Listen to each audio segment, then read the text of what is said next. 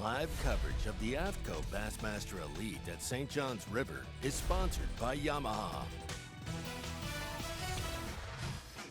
So we are still ready to go with the first step of this incredible journey that will be the 2021 the AFTCO.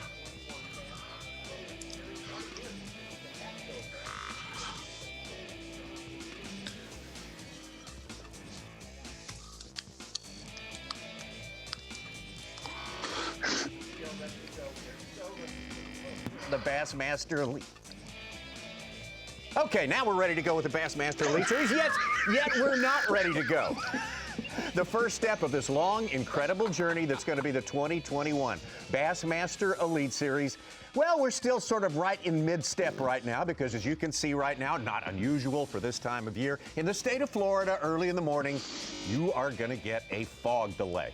And that's what we're experiencing right now. Day number one, our tournament director, Lisa Talmadge, I think, is out right now, checking on the situation, seeing when and if we can get things started on this special day. Tommy Sanders here with you for Bassmaster Live. Man, so great to have it back for 2021. So great to have Mark Zona in the house. Mark, I'm sorry, I was not hearable for a time there, and that was a little switch that needed to be put on there by yours truly. Tommy, let's tighten up. I know, I got to tighten it up. We all got to tighten it up. Okay. We have time to tighten it up, and we're just waiting for the conditions to make it possible for our 99 anglers to get out there for the first day of 4 days of fishing. And, you know, that's the way it goes. It could go for a while. We could go at any minute. And, you know, as we look at it now, we're going to take a look at our Humminbird Unlock the Lake. And we take you down to the state of Florida. We'll take you to the longest river in the state of Florida, 310 miles of the St. John's River. Of course, you see that big lake there. On the way is Lake George. Lake George is the second largest lake in the state of Florida. But there's 100 miles of fishable water among these 310 that will take us from down near Deltona all the way up to Jacksonville. But the fishing starts basically just a couple of lakes down from Lake George. You can go all the way to the 95 bridge in Jacksonville. 99 anglers out there. And Ronnie Moore, we've been to this place before. It has several different faces it can put on. We're kind of expecting maybe a little more friendly face when it comes to catching big bass this time around. Yeah, Tommy, it seems like every time we come here, it's going to be ho-hum, St. John's River. Same places are going to factor, same techniques are going to factor. Last year, that was not the case. We got to see all the way down in Woodruff and Dexter, way below Lake George, and all the way up as you're approaching Jacksonville with Paul Mueller. So a lot of different places in store, a lot of different techniques, and the fish are going to be on the move again this year, Tommy. Absolutely, and a lot of great expectations this time around. We never know until we get right into it, and we hope that we get into it very, very soon. So great to have you with us here on Bassmaster Live, coming to you from the Bassmaster Studio, sponsored by Marathon. Man, oh man, it's been the shortest wait time to get one season to the other started, but it seems like it's taken a long time, but we are ready to go. Tommy Sanders here with you. We've also got Ronnie and Such. We'll introduce them to you in just a little bit. The Mark Zona is at his remote location. He'll be joining in just a minute. We get a couple of issues, everything squared away, but as we say, we're waiting right now for the fog delay to dissipate, and we can get underway here, and we can't wait for that to happen. Mike Sukon is in the house. Ronnie Moore and Ronnie, you've given us a good rundown on Facebook Live earlier today, and we've got a new expanded field. We've got great expectations. We just got to get some fishing going today. We do, and that's the thing. In Florida, this time of the year, it's cold leading up to these events, and then all of a sudden you have a couple warm nights, and the atmosphere hadn't quite caught up, and the fog's going to happen. But that just jars and bottles up that energy, and we've got 13 anglers joining the Elite Series this year. We've pushed our number from 75 to 88, now up to 99. We're missing 2 anglers this week due to some hardships and recovering from different things and surgeries and whatnot. So we don't have quite 100, but 99 anglers, Such, and they're all ready to go no matter when we take off from the St. John's. 13 guys, a bunch of new names. This fishery is big in B.A.S.S. history. This is a 23rd event here. And some big names. 6 classic champions have won here, including Rick Clunn twice at age records for elite winners. And last year, Paul Mueller won with about half the weight from the year before. So what fishery is going to show up this year? Yeah, what fishery? Well, right now we're waiting for any fishery to show up, and that's not unusual. When you have a fog delay, it's just not safe to run out there. all of our headlines, or most of them, on Bassmaster.com leading up to this tournament. Weather is the key. Weather is the key to what's going to happen. And I can tell you the weather this time around, albeit a fog delay on this day, is so different from what it was a year ago. A relentless cold front blowing through those first 2 days. Wind that would never stop. We had to really just wash out our 2 first days of our tournament. That's right, Tommy. We postponed the event 2 different days, and then we canceled one of the days of the event, made it a 3-day tournament. Didn't quite get to the expectation everyone thought, but a fish like this for Kyle Welcher not only made his tournament jumping in from outside the top 20 and into the top 5 going in the final day, but it made his career so far, giving him superstar status immediately. And we've seen guys who start well can carry that all year, like Jake Whitaker did last year, top 5 here and top 5 in AOY. Of course, Paul Mueller was the contrarian there. Most of the anglers taking the right turn, going upstream. Paul Mueller taking a different tack, going north or downstream on the St. Johns River. Found a special spot and fishing in deeper water under those pads. Caught a 6-pound plus on the final day, which anchored the winning weight, a weight of barely over 50 pounds, compared to Rick Klum, previously had almost knocked on the door for 100 pounds. One thing that's going to be interesting, and we mentioned it, the size of the field this year. We're used to having 100 anglers on this body of water, but the last 2 years we've had 75 and 88, so the guys have had a lot more room to run around and explore. Well, with it being tough last year, and we saw the far reaches up north play, we saw the far reaches down south, Rodman wasn't a factor, but it's in play this year. Suits, with 100 anglers fishing, we haven't heard of anyone fishing tight together. Everyone's spread out. Crescent, Lake George, Dexter, Woodruff, Rodman, and above Palatka, plus the actual St. Johns River itself. There's a lot of water to fish this week, and a lot of guys have tried new things. Well, days past, Lake George was like, the galleries of boats were just on top of each other trying to fly and sight fish out in Lake George, and it got a little testy at times. People pulling through there and finding their fish in the beds and the holes of the grass, and it was now we're able to spread out, especially since a lot of that grass is gone, and it's not going to be those fields of specific spots where everybody goes. A pseudo social distancing, you're saying, Such? Yeah, absolutely. Best place to social distance on earth. As we look back on last year, of course, one of the anglers we'll be following very closely today, and in fact will be in the boat with him all day long, is Clark Wendlandt, last year's Angler of the Year for 2020. Clark Wendlandt got his start here, and a good start last year right here on St. John's. Clark fishing his 3rd year back from an extended absence from the top level of the Bassmaster. For sure. He was one of the guys who made his heyday with Bassmaster early in his career, won a couple Angler of the Years with FLW, came back and, was actually very disappointed in his first year, missing out on the Classic, getting in the top 50 in points, but missing out on that. Just missing out, yeah. Starts strong in Florida last year, 16th place, and then we saw him do something different. He says he always fishes the bank at Lake Eufaula and always gets beat. He said, I'm not doing that, I'm gonna fish some brush piles. Gets a top 10 there. We got to see him on camera a couple days at that event.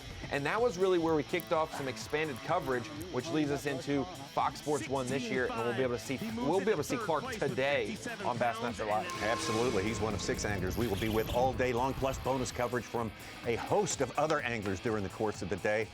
Clark Wendlandt just kept on and on. The St. Lawrence River, that performance there, very, very important. That 8th place on the St. Lawrence was important. And he was one of those guys who went to Lake Ontario. Obviously, the takeoff a little different, not in Waddington, down in Clayton. The lake was in play. He loves big water, and he went and put that to his advantage. And a place that we really expected him to thrive, a great venue for him, Lake Champlain. He just never really got it going. We got to watch him on camera the first day, caught some on a spinnerbait, caught some smallmouth, just not the size, and that was one of his worst finishes of the year, and it kind of made him have to work for it the second half of the season down south. I think we got Mark Zona back with us now, and as we're watching, of course, as you can see, Clark Wendlandt, that spectacular 2020 season there. This was something he wanted.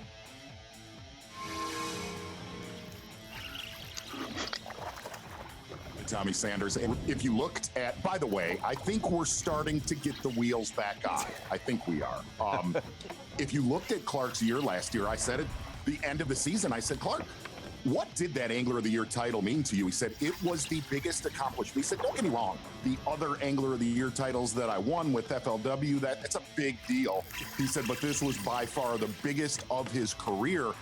And as I was listening to what young Ron Moore was saying, is it was just stunning to watch last season with Clark that he did not win an event and was so close so many times.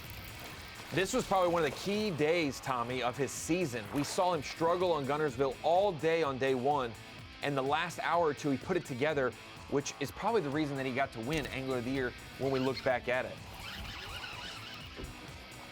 Get in here. He told me there were several of those days where he was struggling and came on late and got it done. Of course, we had to do Lake Guntersville, Chickamauga, all of these places had to be changed up on our schedule simply because of all the health concerns and the disruption of everyone's schedule during the season last year. It certainly made all these playing fields a very, very different ballpark for everyone. Santee Cooper was no exception. Santee Cooper, a very different place. Clark got it done, man. Top 20 finish there. That was so integral to his overall effort in 2020. Exactly, and really after that tournament, we all remember that fish right there, and that was a critical bass at the time. Clark was having his worst tournament of the season by far right here. Yes. And you were like, man, he's kind of let a lot of points slip. We thought it at Chickamauga, especially the way that tournament fished, it was potential that Clark would have put it away there. And the native Texan gets his final shot at it at a fantastic Lake Fork. What a tournament we had. It was a blowout tournament at the top of the leaderboard, but this was some critical stuff for Clark Wendlandt down in his spot. Your 2020 Bassmaster Elite Series Angler of the Year, Clark Wendlandt. Tense final hours in that event.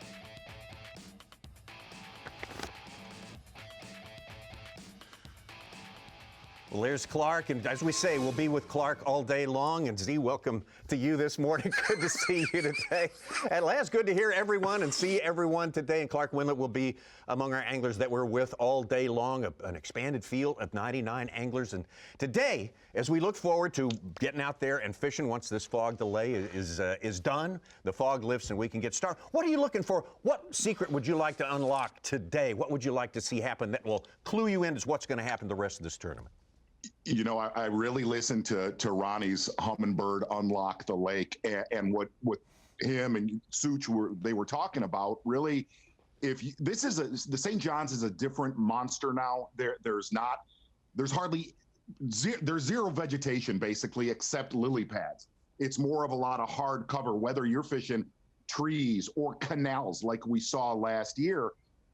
It's a different playing field, but we've had warm nights. And talking to the anglers that I got to talk to yesterday, Tommy, they came up shallow on late on Tuesday.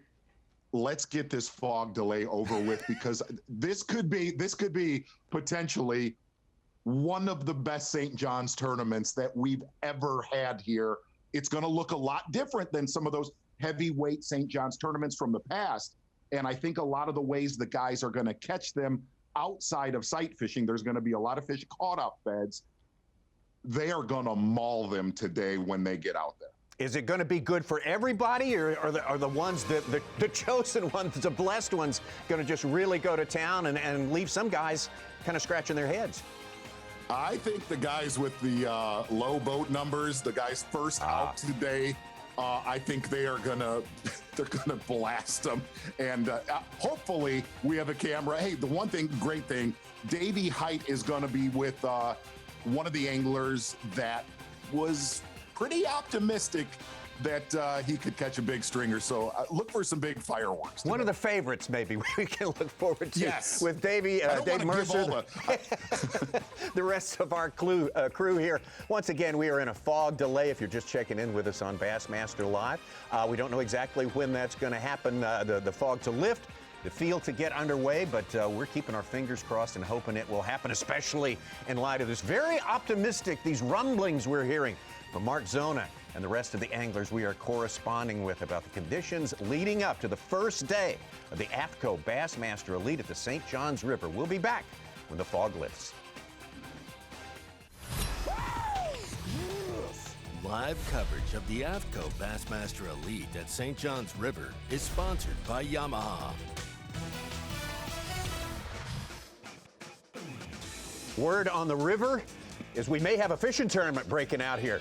Got our fingers crossed here. We've been in a fog delay since the scheduled start time at 7 a.m. local time in Palatka, Florida for this AFTCO Bassmaster Elite on the St. Johns River.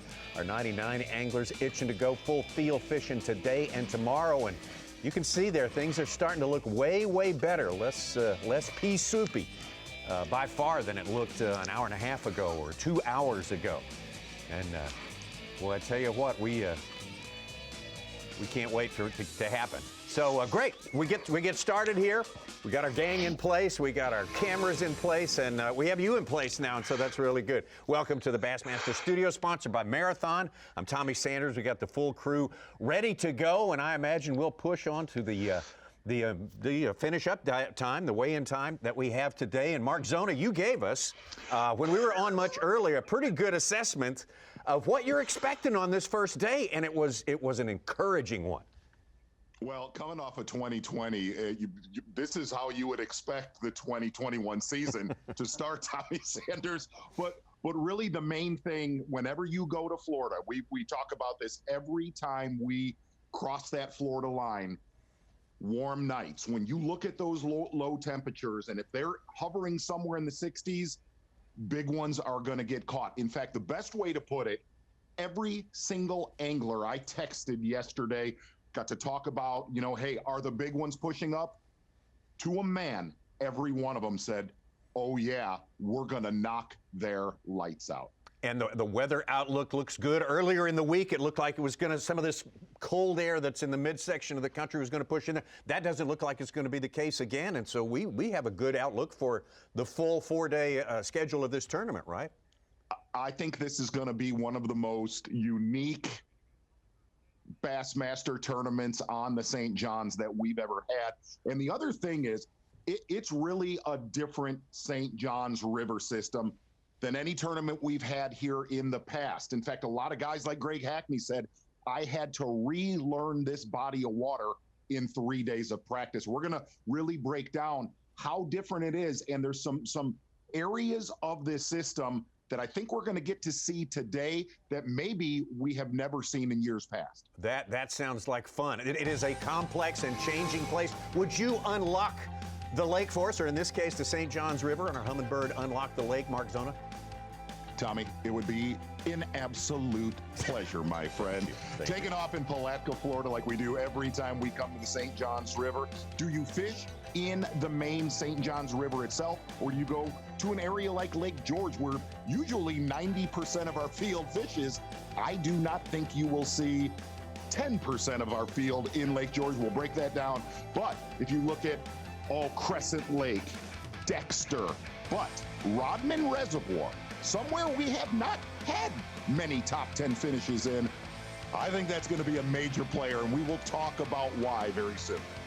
Crescent Lake. Now, we haven't had Crescent Lake play in recent years. We've seen it won in Crescent Lake before. Is this the year that it comes back into the full rotation? We had some guys at the end of last year's tournament finding some things out down there. Exactly, and I really don't think that's going to be a big player, and we're going to talk about the reasons why. The main thing is, whenever you come to Florida, you want to find stable water conditions. You say clear water, but really here, you just want cleaner water combined with hard bottom. And when you find those combinations, Tommy, I'm just going to come right out and say it. I got to talk to guys like John Cox. I talked to guys we have cameras with, Clark Wendlandt, Drew Benton, almost all of them to a T. And we've had so many Bassmaster tournaments where on that final day of practice, not the final day of practice, the final few hours of the final day of practice, big ones started showing up everywhere. And I think there's potential if those lows do not drop into the low 50s.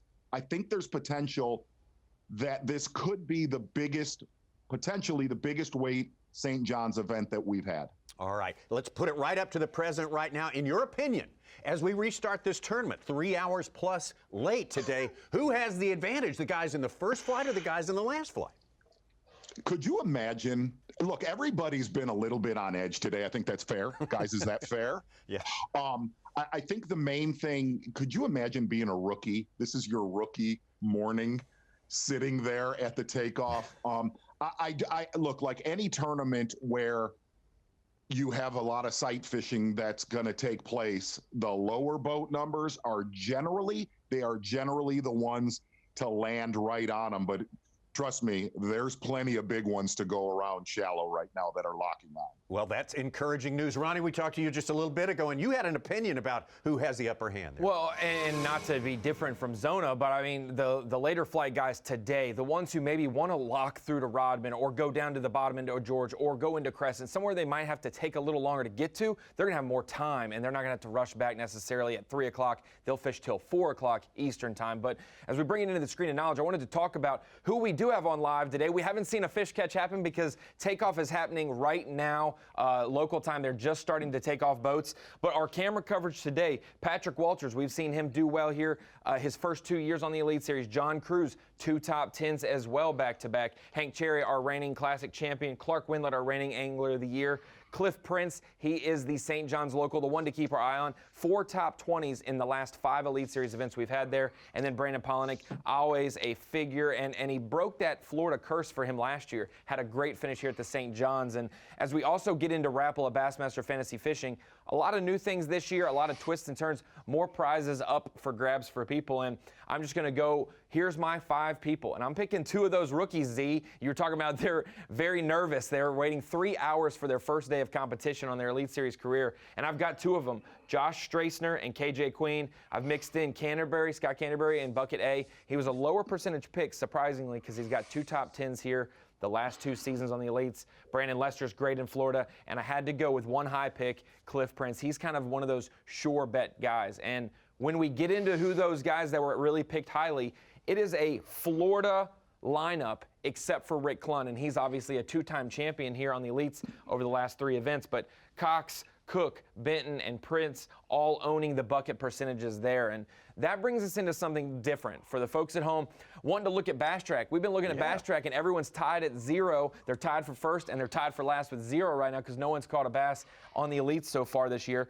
But when we take a look at that Bass Track, you're going to be able to see online. It's going to look a little different. There's a couple tabs now. You have your standings and your little drop down where it expands. You've also got a tab for the Phoenix Boats Big Bass, that top 10 list. That's actually going to have every fish listed, I believe. Also the catch times. You want to see the most recent guys who've caught them, you can click that tab as well. But Tommy, when we're looking at some of these guys, especially guys who have been on the Elites, and you click on, let's just say a Matt Airy because it's alphabetical, it'll show you his 5 fish that he's caught today, or his 3 fish, or however many fish he's caught. And it'll also have more information about the angler. If you want to get to know some of these newer guys, the 2nd-year guys, the 3rd-year guys, you can check out videos that are related to them. There'll also be photo galleries, stories, any related content to them will be right here. So not only are you getting your fish info from Bass Track, you're also getting videos and stories, photo galleries about our field of anglers. Because it is a star-studded field, we got 13 anglers joining the Elites from the Opens and joining the 88 anglers that we already had. It's going to be a great season, Tommy. We also got a Bass Nation national champion yes. coming in, too, along with those guys from the BassPro.com. You know, Bass Track is like oxygen to us. So I feel like we're going to be stronger. We're going to be beefed up this year, right? The storylines are going to be so incredible. Such is already digging up things when it comes to that. And as we watch guys take off now, it's only going to add more info to our fans, and it's going to make our story and our picture a little clearer sometimes, or it's going to add some more logic and sense to why these guys are doing well. Well, Z, as we watch this now, you set us up. This is going to be maybe not sight fishing per se, or certainly not sight fishing like maybe we've seen it in years past, right? Well, really the first thing, Tommy, is I was hoping Such would have some trivia, while we were buying time on who actually invented fog, because it seems like the road that he might go down early in the season. But here's the way, every time that we've come to the St. John's before, there was massive storms that took a lot of the vegetation out of this system, a lot of the eelgrass, and that eelgrass was always a filter. It was a filter to really keep the water clean, and a lot of that eelgrass would grow in areas they would spawn in hard bottom. with that eelgrass gone, I remember one of the very first tournaments we covered here, James Overstreet posted a picture. We were driving together, Tommy, and we looked at this photo where there was like 60 guys within a half mile of each other on Lake George. With that eelgrass gone, I do not think you'll see more than a dozen guys on Lake George. But with that being said, there will be some good ones caught there, and we're going to kind of go into why and how the fish really, they live different in Lake George right now. And the stuff that they relate to is stuff that we have not seen in the past. Yeah, good interview with Drew Benton on Bassmaster.com. He touches on some of those things too. We can talk about that a little later on because we'll be following some guys out to Lake George, no doubt about that. But right now, let's concentrate on one of the 6 anglers we'll be with all day. Of course, that would be the man who racked up the Angler of the Year prize, most consistent performance of 2020, and that is Clark Wendlandt. Well, the outlook's good. We had a little bump in the road.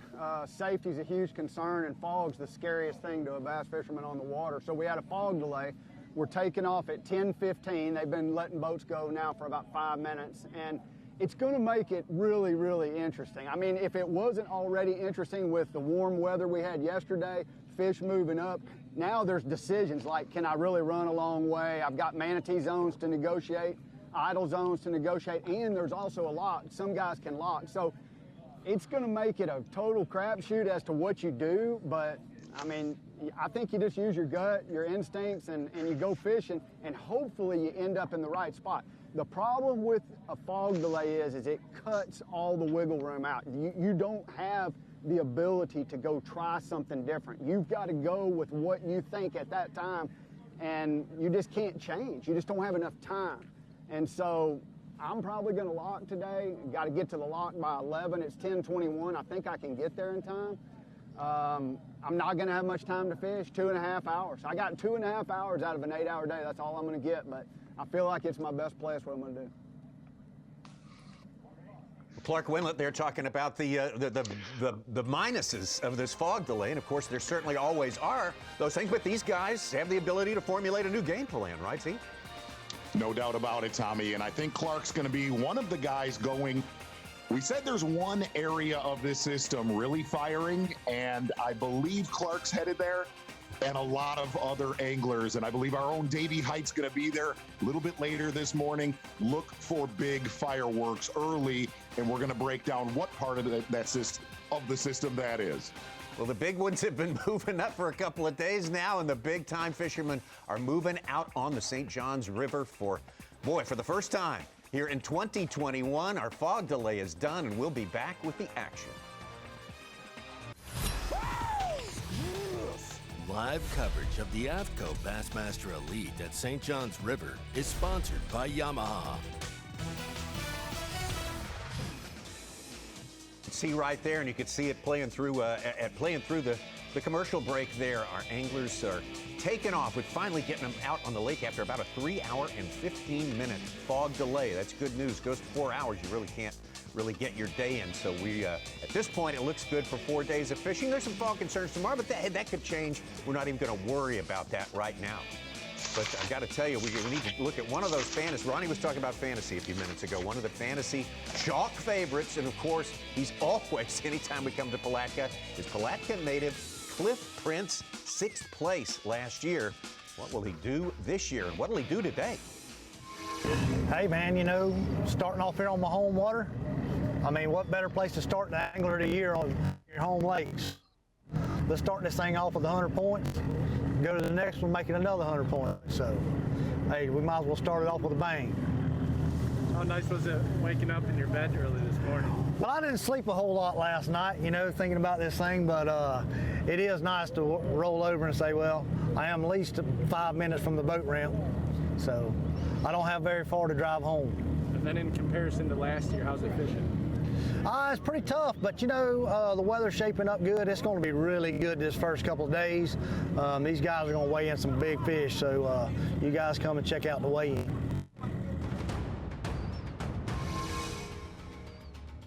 We'll see in that, and As we take you out live, we've got some guys already fishing there. Cliff Prince, he's always a favorite, Mark Zona. Does this situation now favor him, or does it not work in his favor? I think really the most stunning thing was talking to Cliff Prince yesterday, as he said he does not think this will be a slugfest and is totally going to ignore a lot of the fish that are up shallow, spawning out on the water right now with Brandon Pollanick live. Alrighty. Later start than we had planned on due to a little fog delay, but we're up and running, and I'm stuck.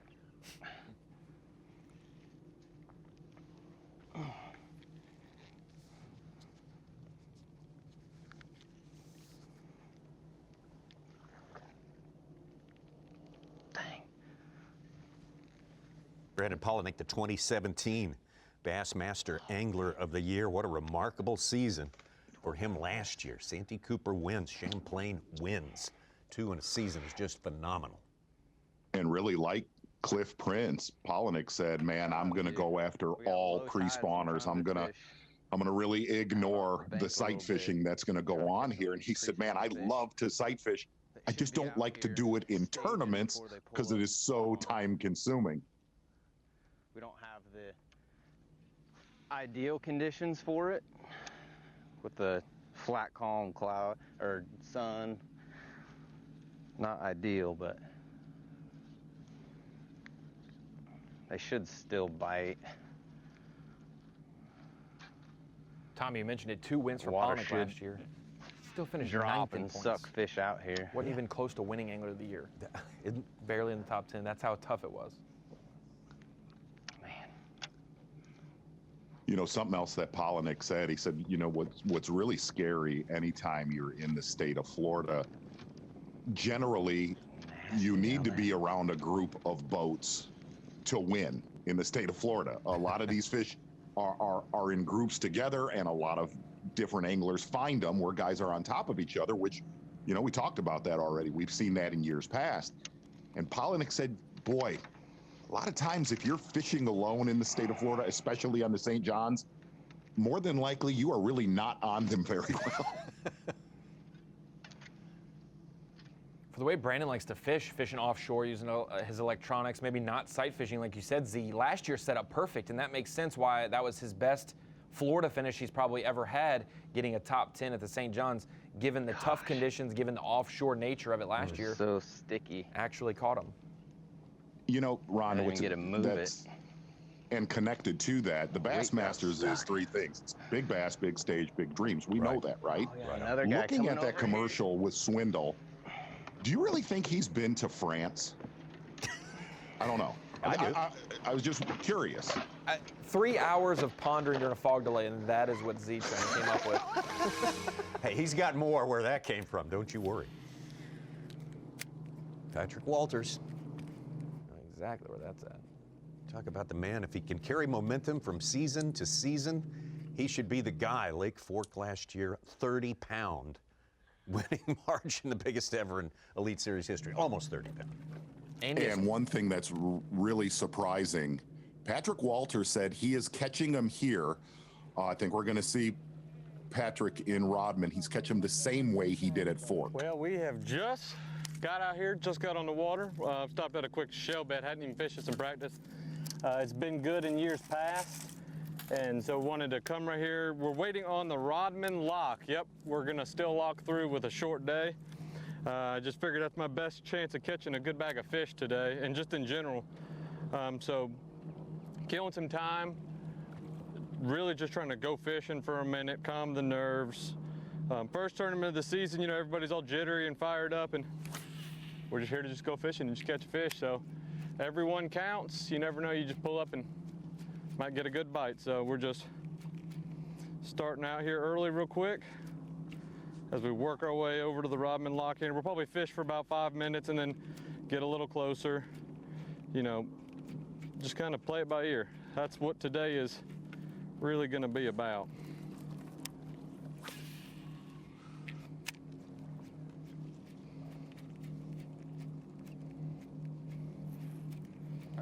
And you heard Patrick talking about that lock. I believe Davey said they're going to open that lock at 10:45 to where all of our anglers are going to be able to get through. We've seen Walters do well his first 2 years on the Elites here at the St. John's. 1 year around the island, I believe that's Drayton Island, right at the mouth of where it turns into Lake George, coming south down to St. John's. And then all the way down in Dexter and Woodruff last year. And now we're going to see him fish in the river and then Rodman. So 3 different areas, 3 different years. One here, one there, just as long as it bites. Yeah, 3rd place last year, 2020, 4th in 2019. I'm sorry, 3rd in AOY last year. He was 10th last year here. Excuse me.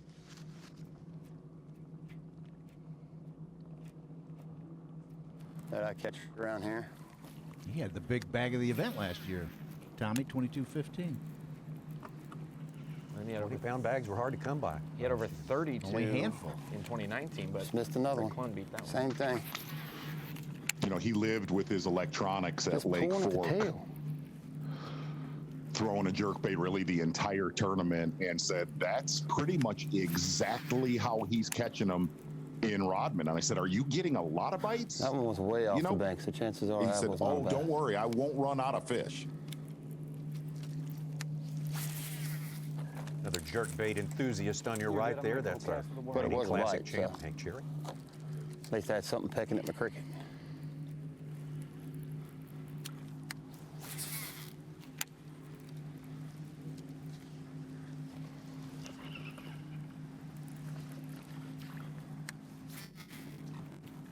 Won the Classic on Guntersville last year.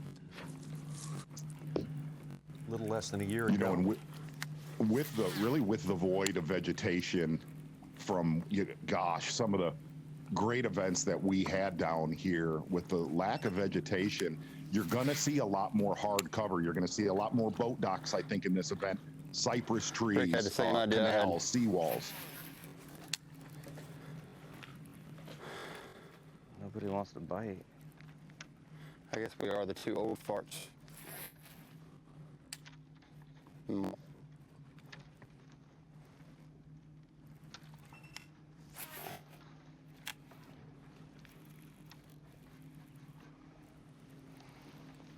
You talk about that eelgrass deficit that's been the case here for the last few years. That interview that we referenced with Drew Benton say, you know, Lake George, it used to be eelgrass luxurious on both sides. You could, no matter which way the wind blew, you could go to one side or the other and fish pretty much the way you wanted to. That's just not an option anymore. It's really not an option, but there are other options in there, and I think we're going to end up seeing that through this tournament. You know, there's still pencil reeds, you know, lily pads throughout this system. Gosh, dang. But we're talking about, you know, you talk about hard cover, and I think somewhere through today all the way to Sunday, you're going to see wood play a lot bigger factor this time around than probably years past. Trying to keep myself focused and on the target at hand. 'Cause, dude, you just don't know. And when you don't know, as soon as you slip up, every time.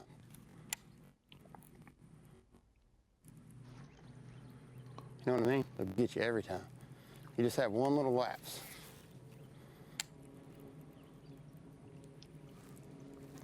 They'll eat you up. Again, if you're just joining us, this is Bassmaster Live, and we are coming off a 3-hour-plus fog delay at day number 1 of this Bassmaster Elite, AFTCO Bassmaster Elite on the St. Johns River. Thankfully, we should have our full field taken off now, and all 4 flights are.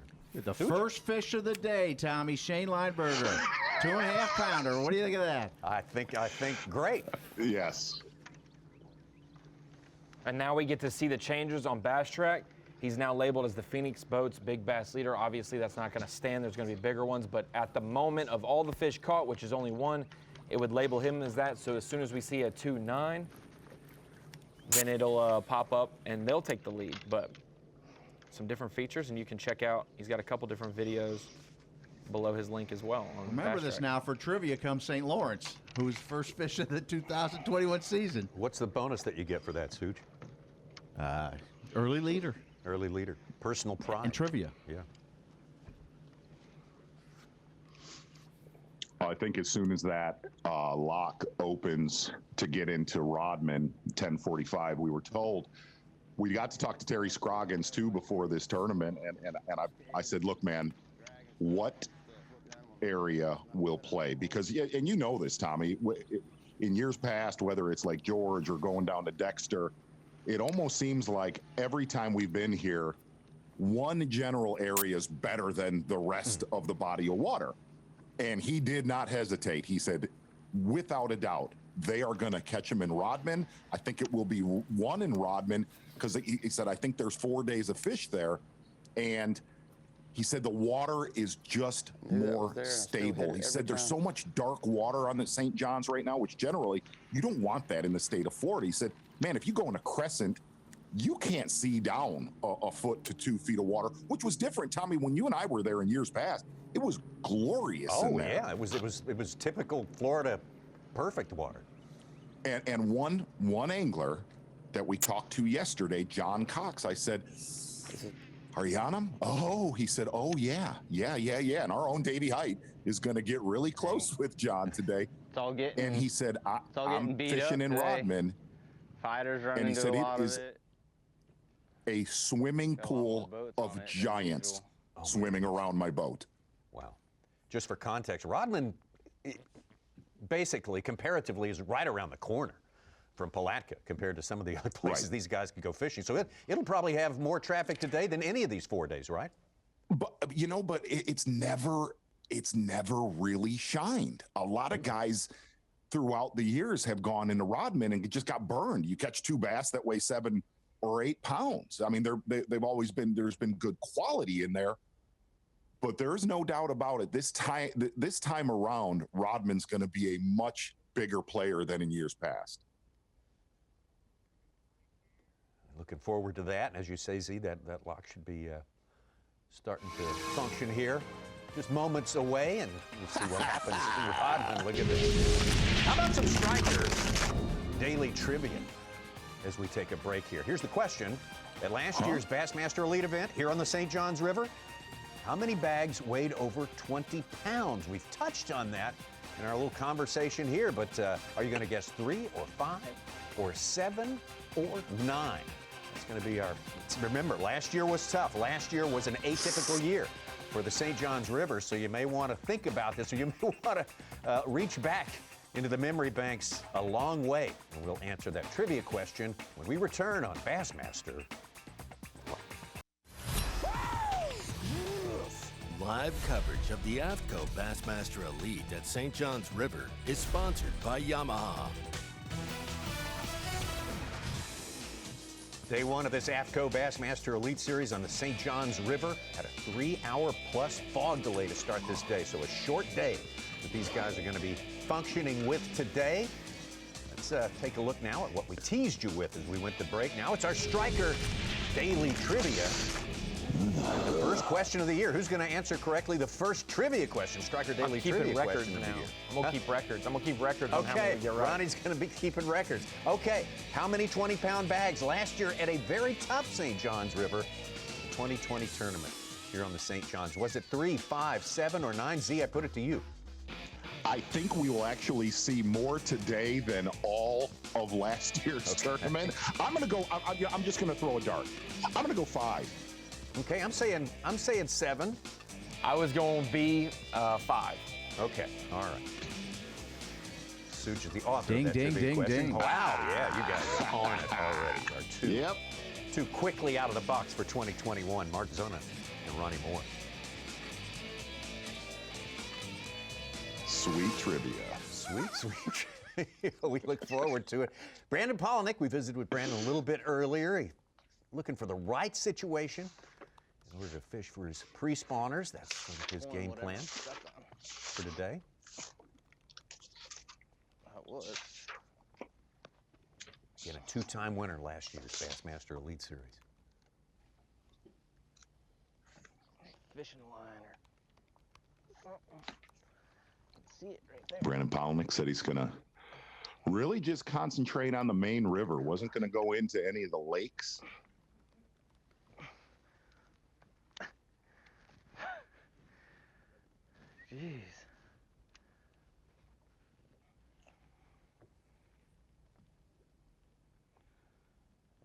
old crab trap or something.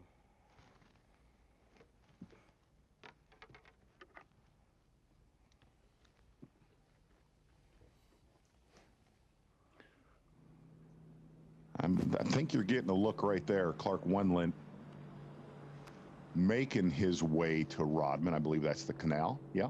Yeah, it's a lock back there. Huh?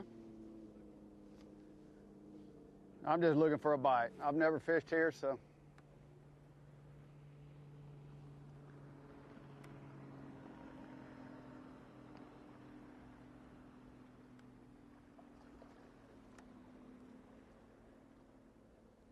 Lake Rodman behind that. Clark said he. Go ahead, Z. Clark said he found quite a few fish locked on beds that I believe we'll see him going to on his next stop. But he said, I really think a lot of other guys in this field found those same fish. And I said, are they the right ones? He said, oh, they're the right ones, but he said, you're going to be playing bumper boats the majority of the day in the area he found them. Buddy Gross and Bob Downey have made it on Bass Track. Buddy Gross with a 2.7. Was he that delayed? Explain how that affects a game plan, a guy's mental approach to the day. Some guys may really sweat that, huh? Yeah, well, especially Such, and all of our viewers that, you fish this time of year, or if you fish any time of year that the fish are spawning, when you're sight fishing, man, it is time consuming. You're really against an hourglass. And a lot of times they're not really tight on the beds. They're loose. They're not locking on. And I think that could affect today if those fish are really not, the guys that are looking at them. And we're going to see some of that. Boy, it eats a lot of time. And Just be there and eat it? Come on. It throws a wrench into the game plan big time. Buddy Gross all of a sudden has 3 fish for 4.5 pounds. Buddy Gross, another champion from last season. Ricky Falla. As the Bassmasters return there to that famed Alabama lake for the first time. Good many years. All right, let's go. I cannot believe I made that cat. Made a few not get a flips. bite. It's time to move. I really can.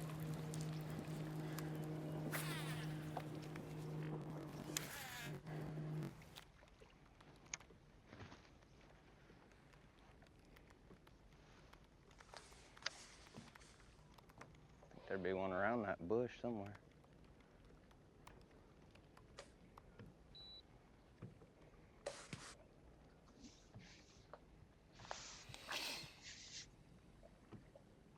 Well, the weather finally turned in our favor today after, as we say, a 3-hour fog delay. Today's outlook for the rest of the day, a high of 82 degrees, low of 65. Mostly cloudy. That is what these guys are looking for, right, Z?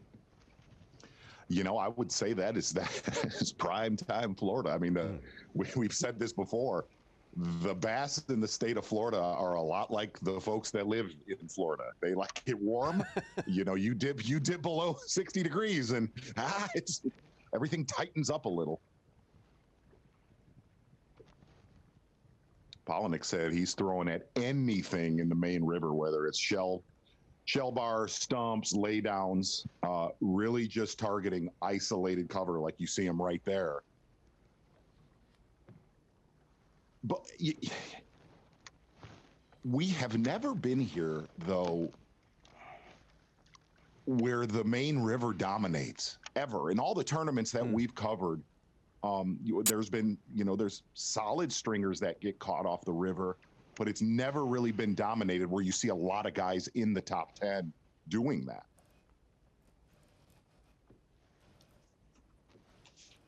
Another player in recent years, environment similar to what we see Cliff Prince in right now. The dug canals, natural canals. Saw Jake Whitaker, and of course John Cruz doing very well in that sort of environment last year.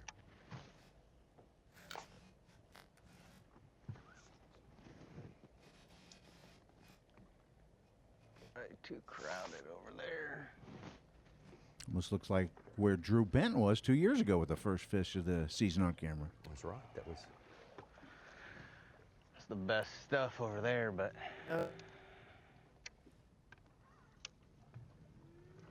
Let's run over and see if they started spawning on that point.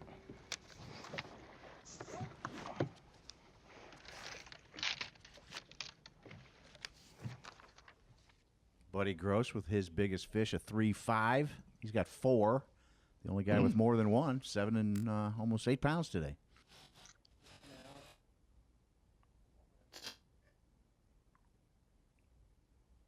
Buddy coming off his rookie in name only season last year. He said he was the oldest rookie ever.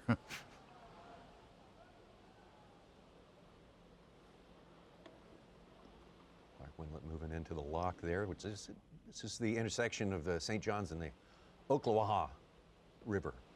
Comes in here and forms Lake Rodman behind those gates right there. And then the Ocklawaha flows all the way to the Harris chain.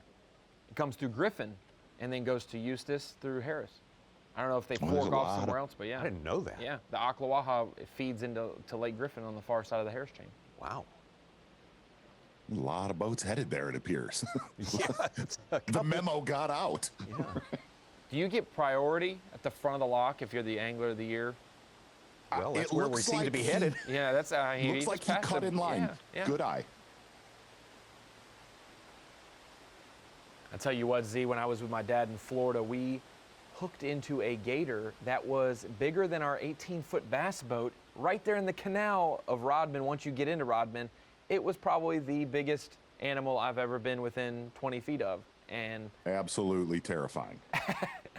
I don't mind, like, hey, you're sitting right next to me. What are you talking about? I don't mind 2 to 5 foot gators, but 15-footer was he was a giant. You know, one of our pre-production meetings, we were talking about Cliff Prince and, you know, some of the storylines coming into this tournament. Cliff's had a lot of opportunities to you know, hold that trophy in his backyard and has not come away with it yet. And I asked him, I said, man, do you feel like you're going to get many more shots on goal? And he said, look, I'll put it as bluntly as it can get. I feel more pressure every time we come back here than I did the last time. He said, I feel more pressure this time around than any tournament in years past. Because, you know, you're only going to get so many chances, Tommy, with our schedule going to different venues. He said, I know the clock is ticking against me here. Cliff is, you're right. He's had some opportunities here. Of course, we've been here 7 of the last 10 years. And he's had some bad luck, too. I mean, that cost him possibly a win. No way to tell.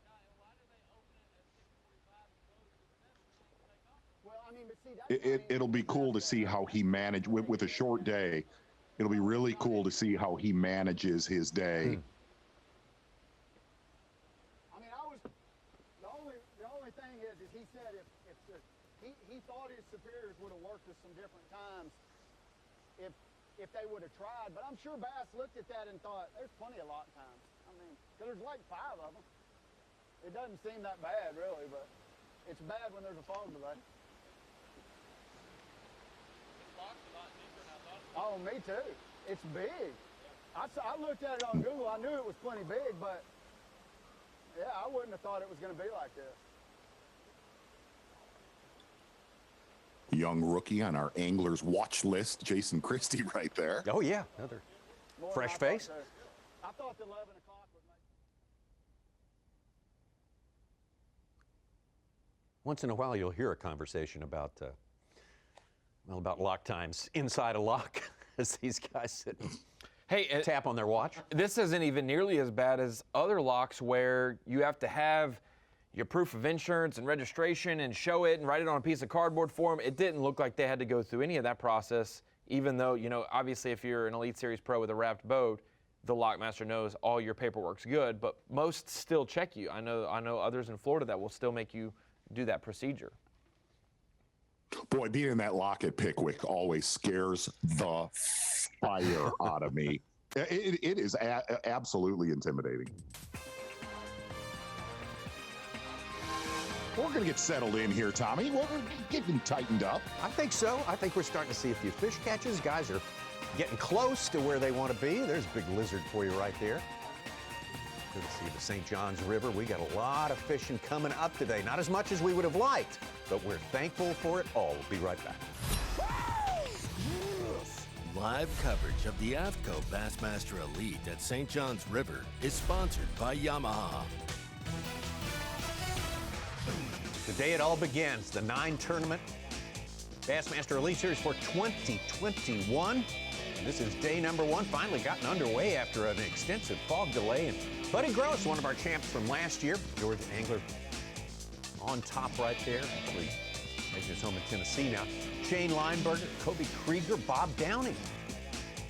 Old Bob Downing, for some reason he's called that. He's not an old guy at all. Rick Morris is a seasoned veteran. Matt Airy, ditto. Skylar Hamilton, Wes Logan, Chris Zaldane, Kyle Munson, all showing up in our top 10 right now. And Z, you were talking about how they would be spread out this week. What do you think?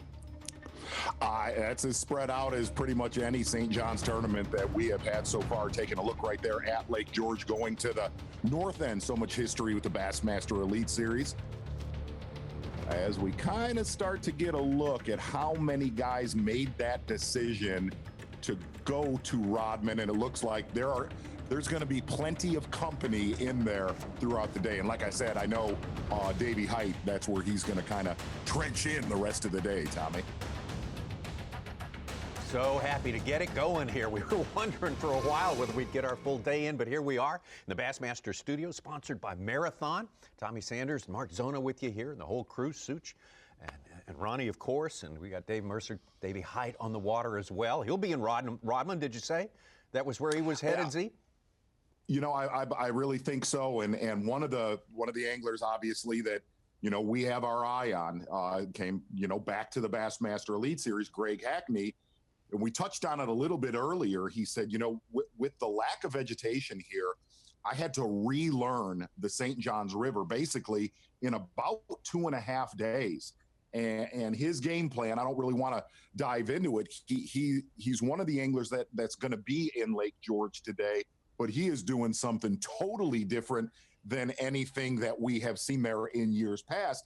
And that's the one common theme. And if you looked at that map right there, that aerial, and a lot of the anglers that we've been on so far, hard cover is just, look, it's where they have to go now with the lack of vegetation, whether it's a hard bottom, whether it's cypress trees, canals, hard cover will be a way bigger player just because that is what is offered for these fish to relate to. So you got to do a total reset. If you haven't fished here since 2016, full reset. A full reset, but I think one of the things that we're going to see in Rodman, and if you're just joining us here on Bassmaster Live, it's finding that stable water, that pretty Florida-colored water where it's not clean, but it's not dirty. It's got that fine line that those fish want to spawn in, and that is what really has made Rodman at least a bigger player throughout practice than it has in years past. Just the hot, sunny conditions seem like it's definitely moved these fish. So I should have already got a few bites by now, and I don't know if that's just because we got a late start or what the cause of that is. But it's definitely a change from what practice was, which is kind of what I was a little bit nervous about with the warm weather we've had the last couple days. But there should be fish pulling up to spawn around this stuff. It's really some of the only hard bottom that we've got around here. Just got to be able to make a decent cast.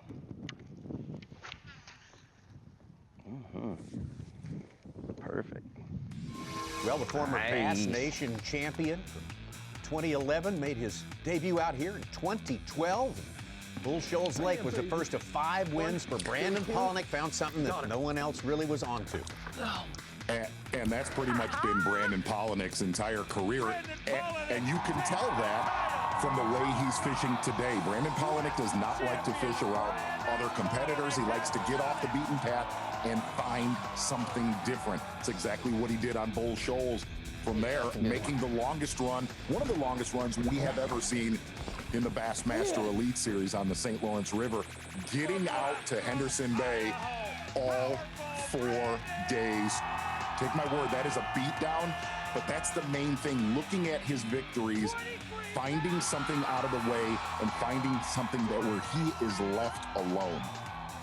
His victory coming on the heels of the previous tournament on the Upper Mississippi River, having an inadvertent rules violation, said, I got to come back and win, and so he did. And then he won his AOY in 2017. This is a big part of it. You know, if you look at the history of the Bassmasters, there's phenomenal closers, guys like Rick Clunn, Denny Brower, Kevin Van Dam, Larry Nixon. If Brandon Pollanick makes it to a championship Sunday, there's a pretty good chance no matter where he's at in the top 10, he's gonna win. And hands in you. Surely that'll help. Once again, the prodigy is a Bassmaster Lake Champlain last season, 2020. champion. The first of 2 victories. 2 victories in a single season for Brandon Pollanick. Got a guy that can roll with the momentum, and then we go to a different, completely different environment at Santee Cooper. Oh my God. Yeah, and really one of those deals where it was Santee Cooper was more of a hodgepodge win. So many different techniques, from a jerk bait to a swim bait, punching mats, to a giant drop shot fish on the last day.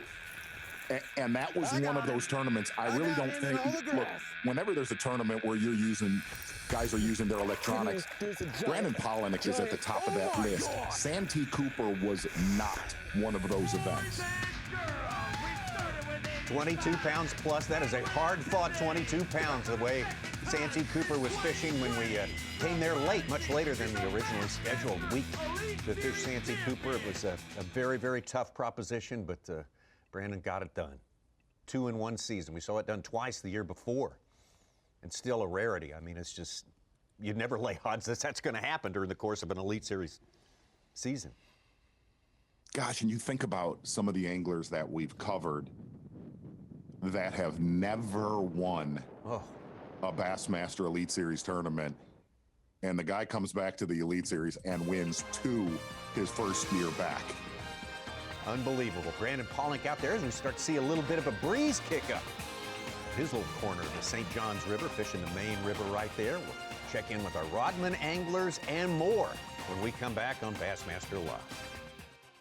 The AFTCO Bassmaster Elite at St. John's River is sponsored by Ranger Boats,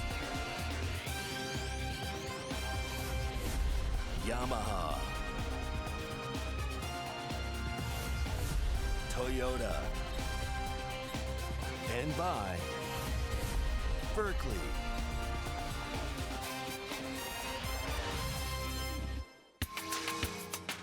Master Live, we're just getting started here. The St. John's River, the mystique of the St. John's River, part of it is, if you think you've got it figured out, you just go away for a year and come back, because it changes on you. It absolutely changes on you. We are lucky now. We had a fog delay, an extensive one early this morning.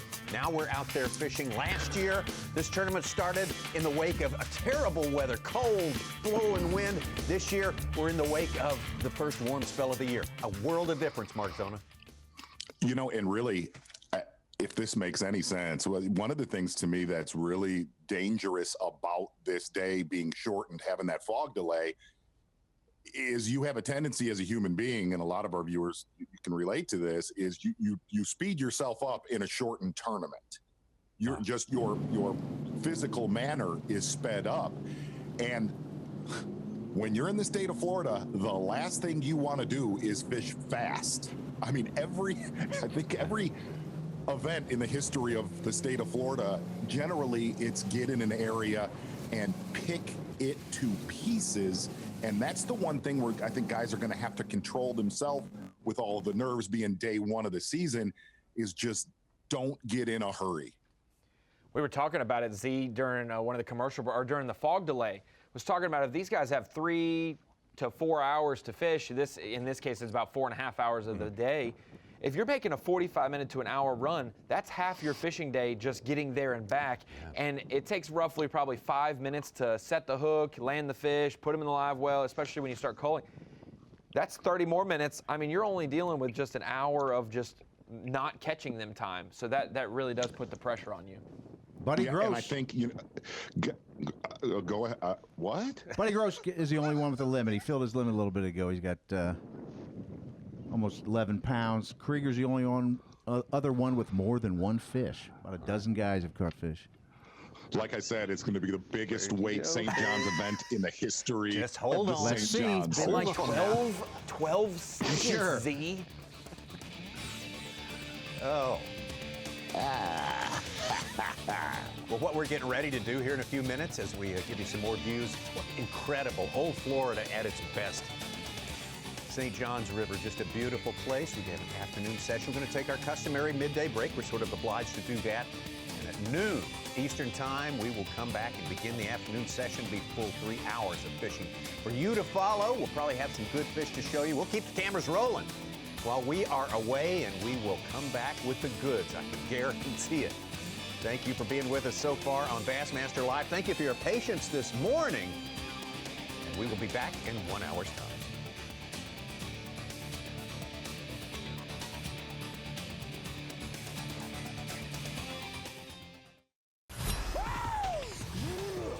Live coverage of the AFTCO Bassmaster Elite at St. John's River is sponsored by Yamaha. Bassmaster Live, we got it for you right now from that place right there, the St. John's River, here to start the season. 2021 season for the Bassmaster Elite Series here at the AFTCO Bassmaster Elite. We had a fog delay this morning. It was lengthy. It was 3 hours plus, but we are going right now. Take our first look at the leaderboard in our afternoon session. And Buddy Gross, winner from last year in his first season with the Bassmaster Elite Series, on top. Mark Menendez coming off a medical hardship season after putting on a show here the year before in 2019, making a big fish, big time run at the title here. Fell just a little bit short, but was amazing. A thing to watch. Kobe Krieger, the veteran from Indiana. Clark Wendlandt, our Angler of the Year, Bassmaster Angler of the Year for 2020.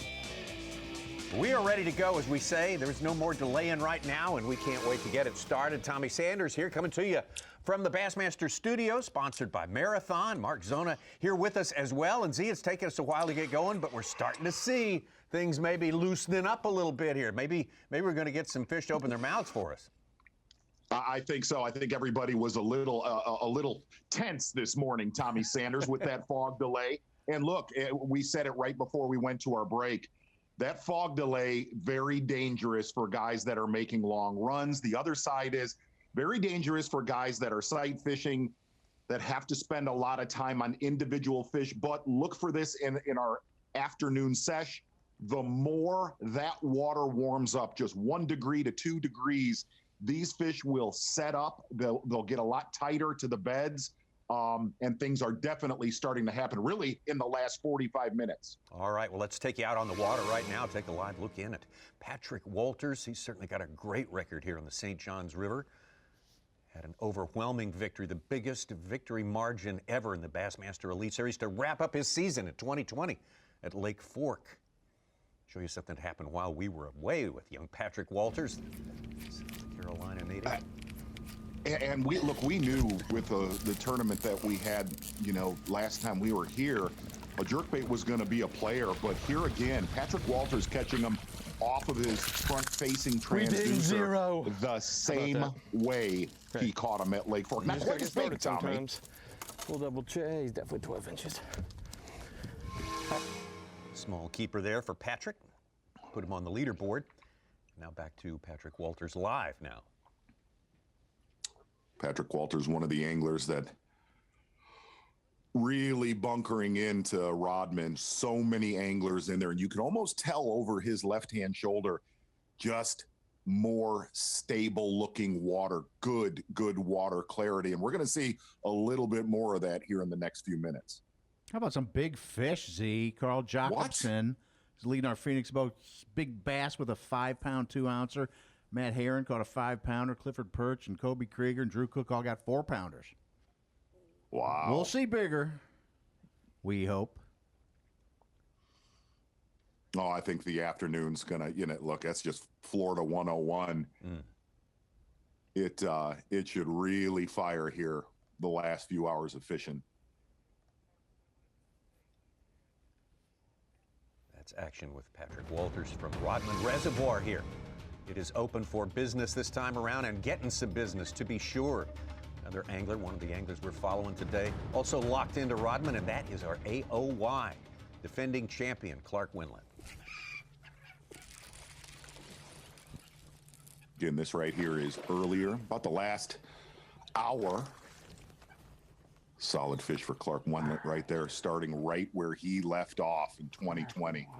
And here's the other thing. If you're a young angler and you don't know Clark Wendlandt, that is one of the best sight fishermen in the world, period.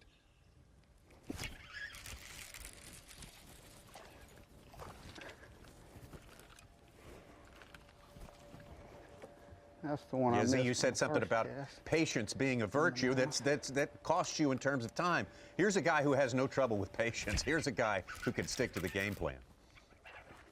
No, solid one right here for Clark. And his biggest concern was, he said, look, I know other anglers are going to find these fish, but they're as dumb as a box. When they do get tight to the beds, he said they're a 1 to 2 pitch fish. In the mouth. All right. That's 2.5. Boy, Z, from the side there, it looked like darker water, but that's not, is it? No, that's actually as clean a water as we've seen so far today, Such. And that's the one thing that we've said. He was right around the corner from young Patrick Walters. Just a lot more stable, cleaner water in Rodman this time around.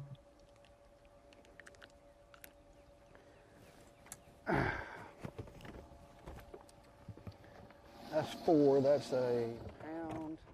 They're Oh, that's fantastic right there. Good camera work. That's not See, a small that one. bed stands out. That bed stands out. Does it? Oh, yeah. I see what you're saying now. Holy cow. It's a different Great, kind of great camera clear. work. It's a different kind of clear in Florida for people who've never fished there. It looks black and it's very dark looking because it's tannic water and because of the bottom. But when you get fish that make a bed like that and push away with their tail some of that darker silt and whatnot, it lights up like that. And it's so bright and so clear. Yes. And Ron, if you got to see that right there, you got to see the male and the female. The female was kind of on the perimeter. That was the first fish that we saw. That male looked like it was only probably 12 or 13 inches, but that was a big female.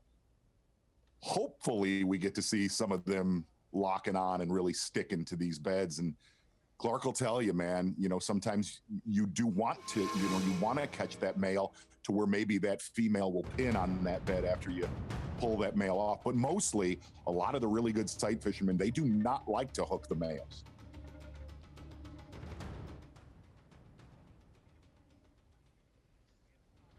We see Palatka, our HQ right there, where the weigh-in's coming up at 4 Eastern time.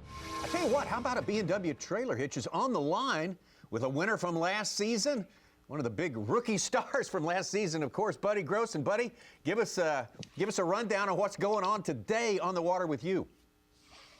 Well, I just come over here to Little old shell bed and started fishing this morning, and they actually showed up. I fished this thing 2 days of practice and didn't have a bite, but it was really good to me last year. So I figure if it's enough that they might be sitting here staging waiting to pull in. So I came and tried it, and we got us a little limit, which I'm proud of. Been a late start, so it's pretty good right now. Buddy, if you can you walk us through what makes a good shell bed here? These shell beds are a lot different than the shell beds that you've grown up fishing throughout Tennessee and Alabama. What makes a good one here on the St. John's? I'm still learning St. John's. This is only my second trip, but what I've been trying to do all week is I've been trying to find a shell bed or a shell cracker bed, something out in front of a good spawning area, what I feel like is a good spawning area. And that way they got somewhere to pull up to before they go in, and they got somewhere to pull out when they're done. And that gives me a better chance of intercepting, post-spawn and pre-spawn. And it just gives me better odds, in my opinion. Buddy, did things start to look good to you from the moment you started practice, the final practice, moving into this week here? No, sir. I had caught one 10-inch fish the first 2 days of practice, and I put in on the third day, and I had some mechanical failure, and it put me out of the game. I didn't get to practice the third day. The service trailers worked all week all day on Tuesday trying to get me back on the water, and it just didn't happen. So I had to actually go get another boat, and so I was really nervous about today, and Lord's blessing us today so far. Buddy, what's been the key so far to catching them off of these offshore shell beds? I'm moving a lipless bait, but I'm having to move it really slow. I'm actually feeling all the shell. I'm coming through some really rough stuff, and periodically I can actually feel it hit a fish. And it may be, not bass, but it's some kind of fish. I'm hitting them from time to time. I'm just taking bringing it through there. And, this morning when I first got started, it was pretty fast paced. It's slowed down a little bit now, but I think they're starting to pull up because that sun shines so bright now. Are there any other places that you had scoped out last year, buddy, that you intend to visit during the course? Maybe not on a short day like today, but if it allows on a full day. Oh, absolutely. I got one more place I'm dying to get to now. Not going to make that today. I'm going to wait and save it for tomorrow, hopefully, and try to make it to the third day. I'm thinking it's that place we saw you catch a couple of good ones last year, right? On day number 4, I think that was, yeah. Yeah, this place right here actually produced a couple of big ones. I lost a big one here last year, so at any minute I could catch a good fish, but I've been beating on it for about the last 30 minutes for just one little small keeper is all I've caught since then. Will you go up shallow and snoop around later today the higher the skies get? Yes, sir. I'm fixing to actually go ahead and probably start on my next stop. I'm going to get shallower and do some flipping and try to do some looking because I missed, like I said, the last day of practice, I missed it, so I didn't get to see a whole lot. So I don't think I'm leading by no means, but I think I got a good start being it's a short day, and then I'm just going to try to improve on it. I got 2 little old 13-inch fish in there right now. Well, buddy, we know time is precious, especially today. We do appreciate you being generous with us and kind of filling us in on what's going on. That is Buddy Gross, our winner at Lake Eufaula last year. And Buddy's going to be the man who qualifies for the Mercury Move of the Day, very first of the year, Mark Zona. Exactly right, Tommy Sanders. And this is such a treat. Looking at it this morning, it was early and often. We basically, look, we had to get the wheels tightened on in studio, out at the tournament. The fog really just kind of spun everybody out. Buddy Gross is the Mercury Move of the Day. Not a big surprise seeing Buddy Gross fishing offshore like we got to see him so many times last year, Tommy Sanders. Buddy Gross, you are the Mercury Move of the Day. Yeah, let's take you back to this tournament in June on Lake Eufaula. And this was our return to sports, really, for America at that time. It's one of the few sports going, a live event from Lake Eufaula. Man, oh man, we certainly had a great time watching Buddy Gross, and especially that final day. You talk about a move. Now, that was a move. Yeah, that was the Mercury Move of the year, of the century, Tommy Sanders, catching over 27 pounds, the biggest bag of the tournament. And really, we tried to manufacture some drama and say, oh, he's going to chase our leader, Scott Canterbury. Well, he chased him and passed him, much to all of our surprise. It was an absolutely great show. Cliff Prince, we've already visited, followed Cliff around some earlier today in our morning session. Cliff, always a chalk favorite here. We talk about fantasy fishing, and a real true Palatka native in this field, and there he is.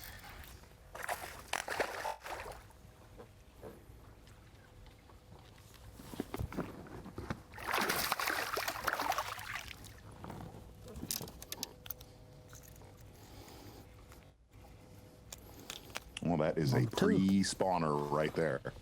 Number 2. Need a little buzzer or a horn over here for yeah. to catch them on our fantasy team. Feel like we're gonna need bigger ones, but we'll take those right now.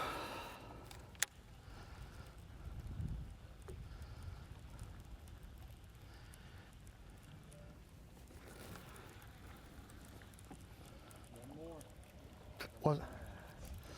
Yep, that's another 2 1/4, 2 1/2 pounder.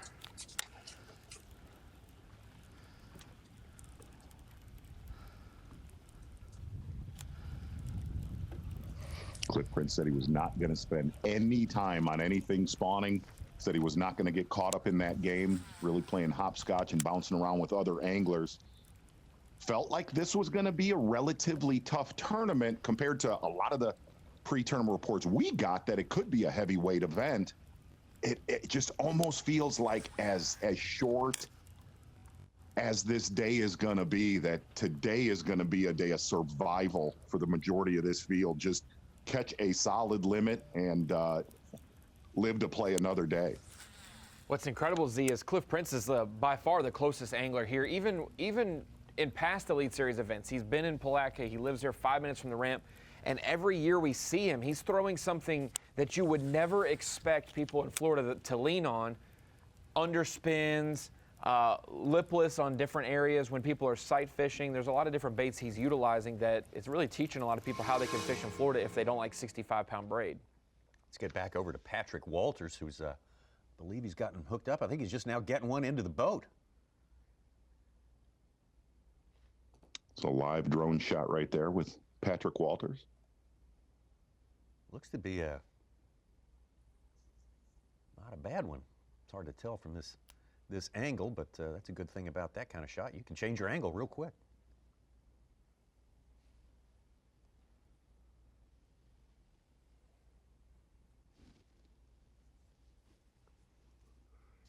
And that's one of the challenges in Rodman right now. Davey Height's been all over in Rodman, and one of the biggest problems in the good fish right there for young Patrick Walters is one of the problems in there is very, very little cell, is what Davey Height told us.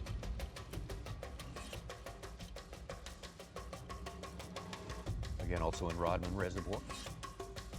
Clark Wendlandt. Much closer to in an area Steve Bowman would call a Arkansas hidey hole.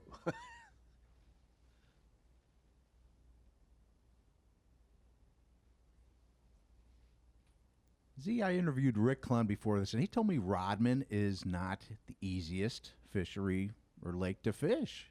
Why is that? I don't know. I don't know. So he said it was difficult fishing usually. You mentioned it earlier. To the limit. You know, one of the problems with Rodman, it is not easy to get around in there. I mean, it is a minefield, very hard to get around, time consuming if you don't know how to run. That's the limit. Let's say that's good. Now everything's a bonus. Because the St. John's is a natural river with tides and whatnot, it normally stays at the similar level. It's never like during droughts that it suffers, but Rodman is the one that suffers when Florida has droughts and different high water. It's much more affected in stumpy vegetation. It differs on Rodman. It's a reservoir. I mean, it's right. I mean, it's basically a man-made deal right there. But it's going to be fun to watch Clark. If we can really watch what he's doing, that is one of the best that there is at sight fishing. He will land on a big one, and it's pretty awesome to watch him work. Yeah, he showed us some impressive stuff so far. We look forward to much more of that. 4 fish in the boat, 4 keepers for Clark Wendlandt. 7 pounds and 15 ounces. Buddy Gross, whom we just checked in with. The man on top, the only man in double digits at this point, Carl Jochimson, winner from 2019, coming in 3rd so far. We'll be right back. The AFTCO Bassmaster Elite at St. John's River is sponsored by Humminbird, Mercury, and by Nitro Boats.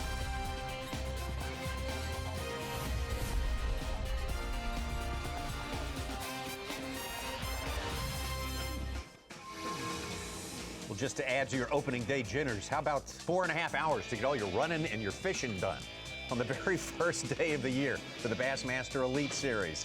Not ideal, but that's what it is, and that's what these guys are dealing with out there. And Buddy Gross dealing with it better than anyone else. He's added one since last we visited. Buddy, in fact, his biggest fish of the day, a 3-pound, 6-ounce largemouth bass to extend his lead over second place Carl Jochimson. At this point right now, we're going to take you all the way up to 4 Eastern weigh-in time.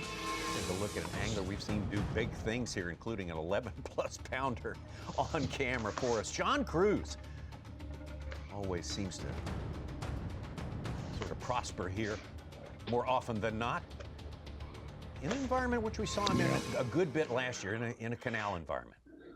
This is moments Very, ago. very popular area. Tommy Sanders down in Astor on the south end of Lake George. Not a very big one right there for Cruz. Heck of a fish. That was a heck of a hook set right there. It was. Baby D-bomb. Keeper. A lot of people thought that that canal system would play in this tournament. One. On the board. Finally.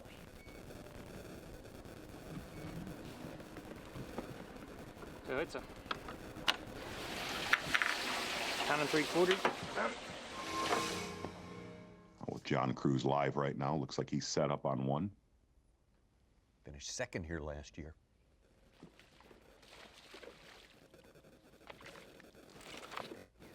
It's Outside the mouth. wow. You can even see where he's at. Less sun, harder to see. He's using a white bait and then hooked it outside the mouth still. I set the hook. Outside the mouth. Nothing I can do. Bass rules when sight fishing, all fish have to be hooked inside the mouth, or they have to go back, and that's a tough one. That's a solid fish right there on a shortened day, especially when you spend a lot of time on those. I know. You're trying to be extra cautious. Yeah.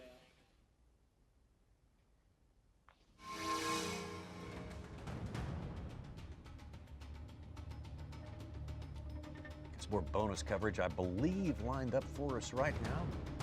UW Trailer Hitch is on the line with the Alabama pro, the veteran, Matt Herron.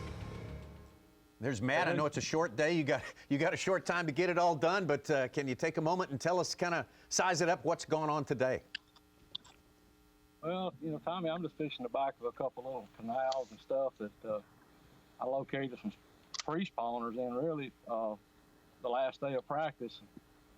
Seems like there's some bigger females that moved in. I've gobbed up two pretty good ones, 6 or 7 pound fish, or I would be doing something, but I've got a pretty good little deal going on here. I think it'll hold up. We'll just have to see. We'll find out. Hey, Matt, are you able to? Anyway. Yeah. Are you able to see these fish, or are you just blind fishing? I'm blind fishing. I can see shiny spots here and there, and they'll kind of show themselves. You'll see some movement, but really the water where I'm fishing is really black. So it's hard to see, and you know I'm kind of just doing a 1-2 approach on them. You know, I got a little top water deal going, and then just pitching a 6-inch plastic bait around. Dumb old Florida fishing, but it's effective. It's all, you know, down here, it seems like it's not bait or technique as much as it is zip code. You get around and they'll bite. It's just a matter of finding, you know, an area that you can get a few bites in. Are these areas that have played for you in past Elite Series events here, or all new stuff? You know, it's kind of funny. Several years ago, back 6 or 7 years ago, we fished an Elite Series tournament down here. One of the first times I ever came here, and I found this area. Never played during practice. For a reason, you know, it's kind of a tough grind. I decided to come check this place and see what was going on, and lo and behold, there's just so much change here on the St. with the vegetation on that this area loaded up again. I haven't seen them here in several years. Matt, we understand you had to put one of your shoulders in the shop for a little while in the off season. Here, have some repair work going on. Give us a progress report on that. Yeah, you know, it's doing better. It still hurts like the Jesus, and all my doctor can tell me is I'm gonna wake up one morning and it's not gonna hurt no more. So that's kind of where we're at. All right. Oh yeah. I hope that day is soon, Matt. We do appreciate your time. Good luck for the rest of this short day, and make the most of it. Matt seems like he's found himself in a good place. He says zip code's very, very important. You do think if this is the first wave coming in, you want to be at a place where you can just kind of set up shop and have them coming to you for 4 days solid. That's the Exactly. plan. As we get back to John Cruz, Simon had to pitch one back, hooked outside the mouth. Looks like he's on the exact same bed, too.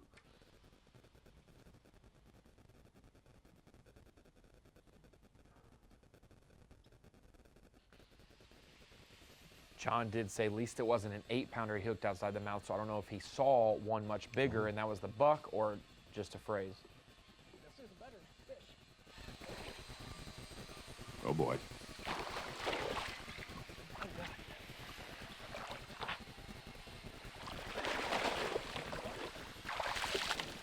Now that is what's up. Right inside the mouth.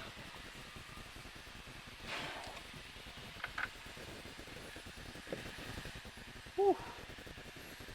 Freaking stud right there, boys and girls. Stud. That's why you can't get too upset. You hook and lose one, have to put him back. You hook old Shamu in there. Elite Series, baby. Love it. New Phoenix Boats Big Bass leader. That's phenomenal. Yeah. So he caught that male that he had hooked outside of the mouth, and we made that comment when we were with Clark. A lot of times those females will lock on when you pull that male off of the bed. Huge shot right there for John Cruz. Well, that's what we came to see. And because Yes. bedfish are so unreliable sometimes on what their mood is, when he had to toss that one back, what's going through his mind is hopefully the one locks on, or hopefully that the male doesn't go back and then lock back on and the female stays away. Gosh, that's a big fish. That's just a perfectly built bass. You want to guess the weight of that one, Z? He entered that. 6.5, 7? It's been I go 7. Okay. It's been entered as a 5-pound, 5-ounce fish. I was going to ask you. It looked was a not. little bigger. I would say it's all of that. Yeah, that fish built out.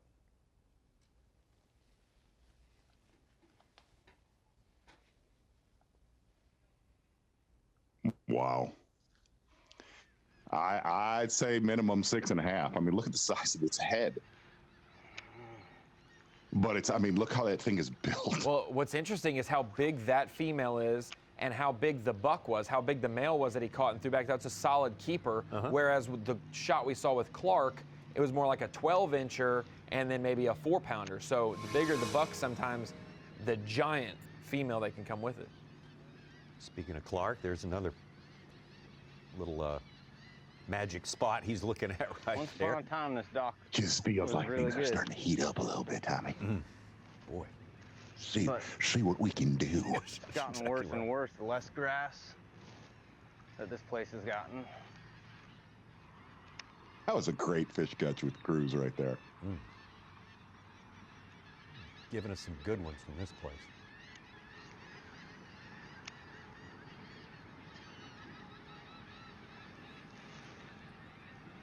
Maybe time. Mark Menendez just got his limit. He's jumped to second place. And Jamie Hartman with 4 fish, including a 5-pounder and a 3 1/4.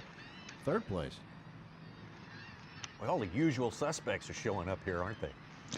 Now, Ron, was it you or Such? And usually we have a little fun with Bass Track and say it's, officially unofficial. Our anglers actually, do they get to the closest to their weight or something? That they get to win something? So definitely last year we got to see a lot of improvements on their guesses because they had to enter it on their own. And so this year there definitely is an incentive if they are close and accurate. That helps the game. It helps us tell the story. And so, yeah. I don't know. Like they can actually win something. Yeah. I mean, you're going to try to make me say it, but I mean, that's not my information to divulge. But I will say yes, there is an incentive. Okay. Frighteningly vague. I was told not to, so. Yeah. Holding it close to the vest on us there, Ron. More. That's because it's coming out of my bank account, Tommy. Okay. What? I'm trying not to tell them what I'm doing. Yeah. As opposed to mine. No, they already got that mistaken. from you in another meeting. They said that we got to take it out of your pay. You weren't there though, so that's how we do things. Hank Cherry. We're going to take and get back up with Hank Cherry, Bassmaster.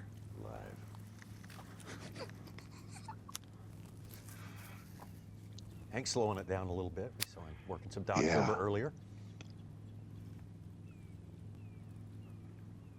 And that is about all you have as far as vegetation anymore on the St. John's is lily pads. You know, if you rewind back to,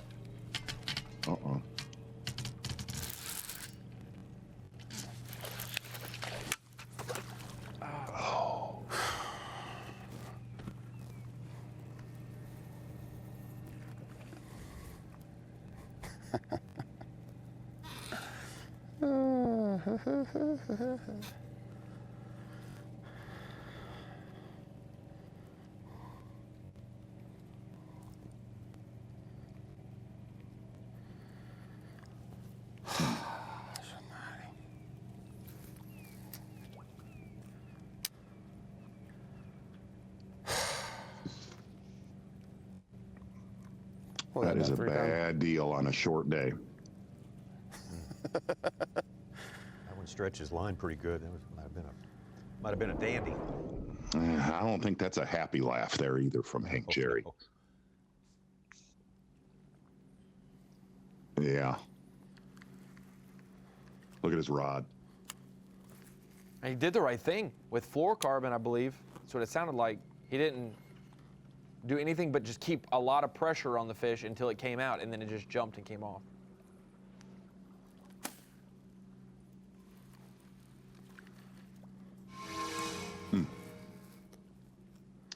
Jerry, our 2020 Bassmaster Classic world champion. The sport of bass fishing still reigns. He's going to have one of the longest reigns ever. Today. Lost the first one, but we're not sure it was a bass.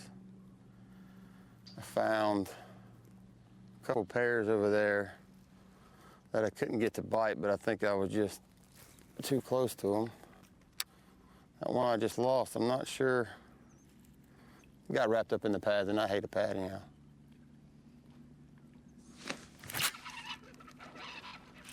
But we got one right now.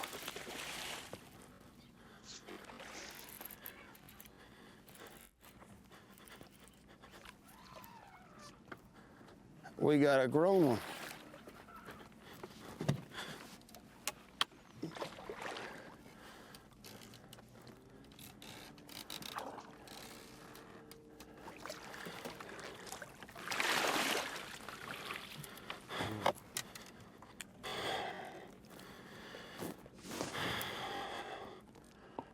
Well, if you're gonna catch one, that's the one to catch.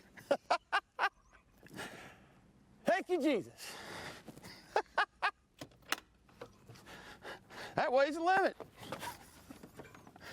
Unbelievable. I saw like a 12-incher. Goodness gracious. Wow. What a day. Yeah, I'm in there, big girl.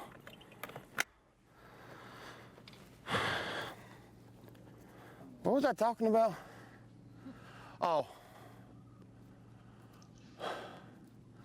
I found those two over there. One's like that. The other ones are probably 3-pounders.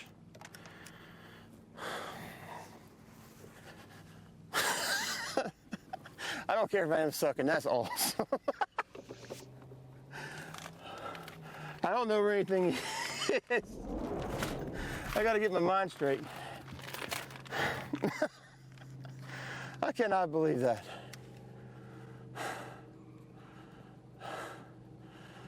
Oh, I thought sure as the world I was hung up. Ah. So anyhow, I found those. I got really nobody around. The chatterbait fish aren't biting. So I just started kind of pecking around. And I pecked that one in the right place. If I could do that 5 more times, it'd be some kind of day. But I don't, and that was not what I threw at, but I mean, I'll take it, I'm not complaining.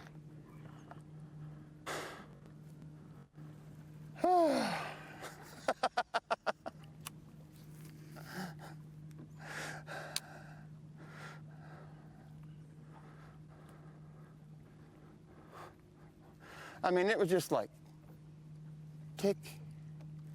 I was like, oh yeah, I know what that is. And then when my rod bent and went sideways, I was like, oh my God. I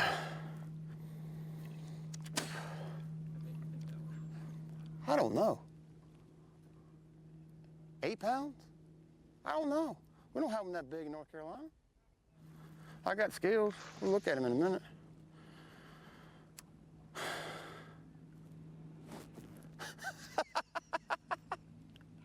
That was awesome. That's a mood elevator for Tommy you right Sanders. there. I think he got more excited there than he did when he caught his classic winning bass. 9th year on the Elite Series for Hank Cherry. He owns a Rookie of the Year trophy. He owns a classic trophy. He's trying to do what he can to get a leg up on this first trophy of 2021. Hank Cherry with a dandy right there. So great one here from John Cruz. Man, it's all starting to look like 2019 all over again. Just a little bit. Just a little bit. We don't want to get ahead, but we'll be right back. Live coverage of the AFTCO Bassmaster Elite at St. John's River is sponsored by Yamaha. Dealing with a short day, this first day of the season 2021 for the Bassmaster Elite Series. Long fog delay early this morning, 3 hours plus. And look at that, Mark Menendez. It was just a joy to watch him do his thing here 2 years ago on the St. John's River, and look at him on top now with a healthy lead over Buddy Gross, who's been the first man into double digits and a limit so far today. So things are changing, and changing fast, especially for this man and the other angler we most recently saw. Right there. Mark Menendez, of course, coming off a season which he had to take off due to back issues and hardship season for him. But boy, he is coming back, obviously, with a vengeance today. That's the problem. He jumped up with a 5.5 pounder.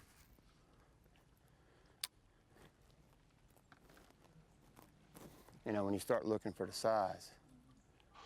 Well, who could forget him and Rick Clunn? No, I thought I was throwing at a book. Day number 3 and day number 4, Mark Menendez, back in 2019. And really, both of those anglers fishing very close to each other on the north end of Lake George. That was just a region to be in back in 2019. It almost seemed like everything Mark Menendez set the hook on was that big or bigger, Tommy Sanders. Yeah, it was just one of those perfect days for execution as well. Didn't seem to lose a single one. Everything just going his way on this special day 2 years ago.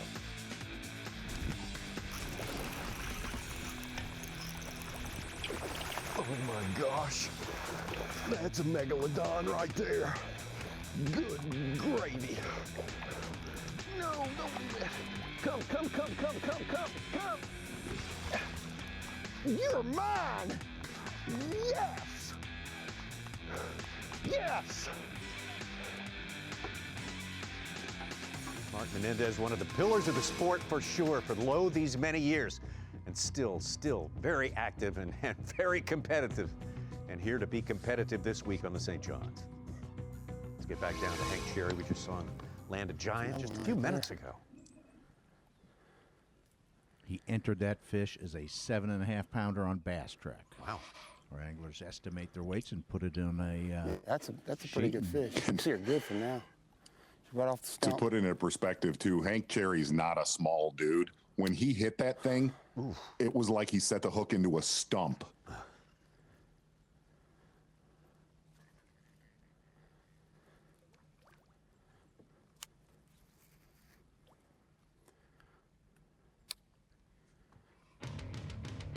What? Oh. Music, yeah? Yeah, that's it. This is such a treat, Tommy Sanders. I know what that music means.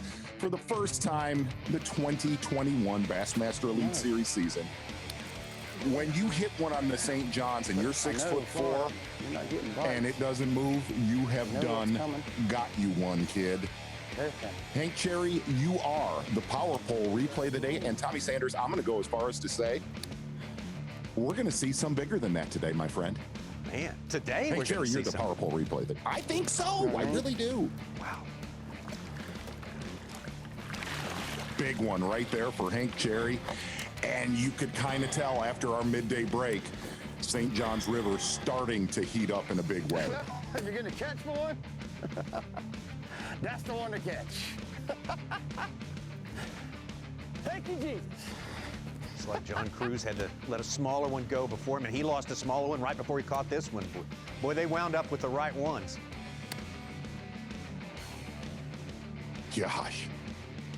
It's just like literally the last 45 minutes, everything has turned on here. You said every degree it ticks up, it's going to make a difference. It seems to be playing out that way.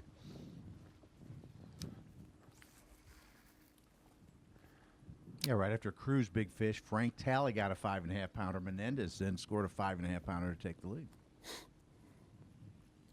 And then we saw Cherry's fish.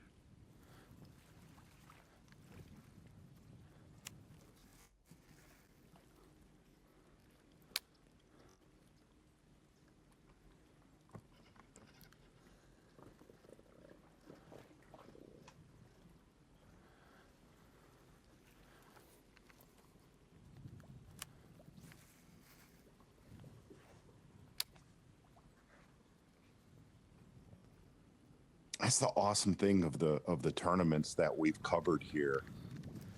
And we've talked about this so many times, Tommy. It's like right around the corner, you feel like there's going to be an explosion at any second here. I can really see. I'm just looking for the slightest tails, any of that stuff.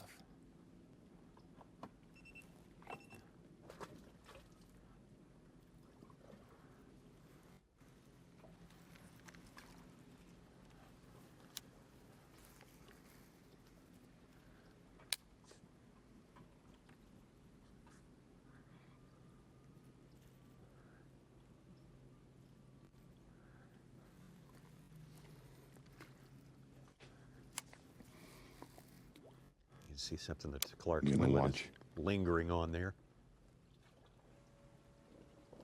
I mean, I had and you really want to canal, watch the process with Clark. After that, I'm just going fishing. About that look. Great shot of Clark Wendlandt's doing.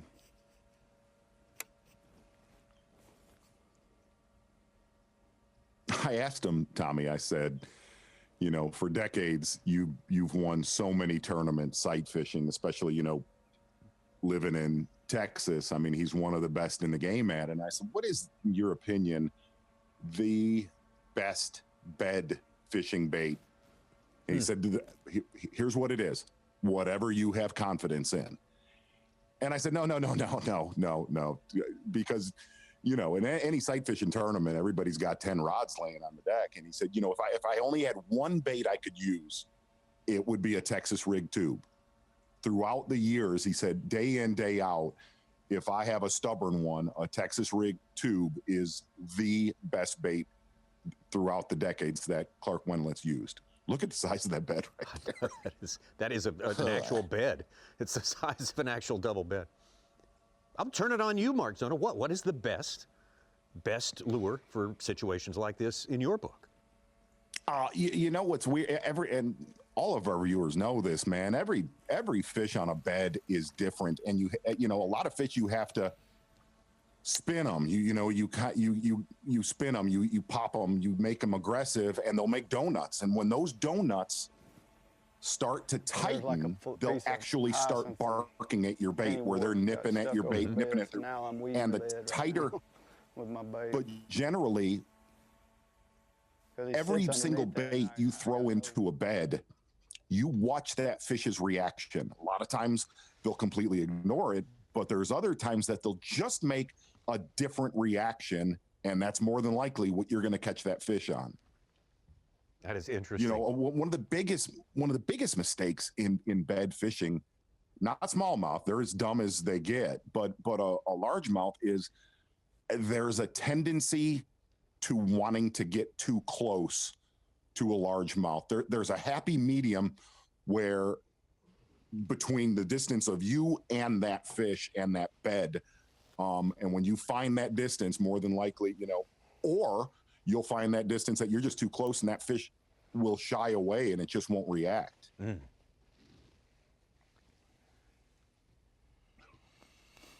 Great shot there of Clark Wendlandt in that situation he's in right now. And we just think again about our leader now, Mark Menendez, again with about 16 pounds. It'd be interesting to see what he is doing. Did get a chance, though, to talk to Mark Menendez earlier about coming back from having to take a year off. You know that hurt.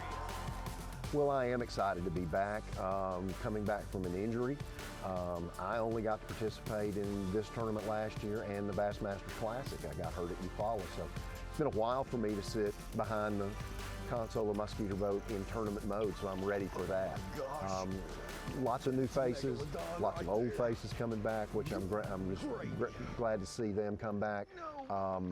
So we've got a unique tournament situation where we are pretty compacted as far as time. We should be finished by July. And so that means that this is going to be high impact, a lot of time away from home, and a lot of fishing to be done in a short time period.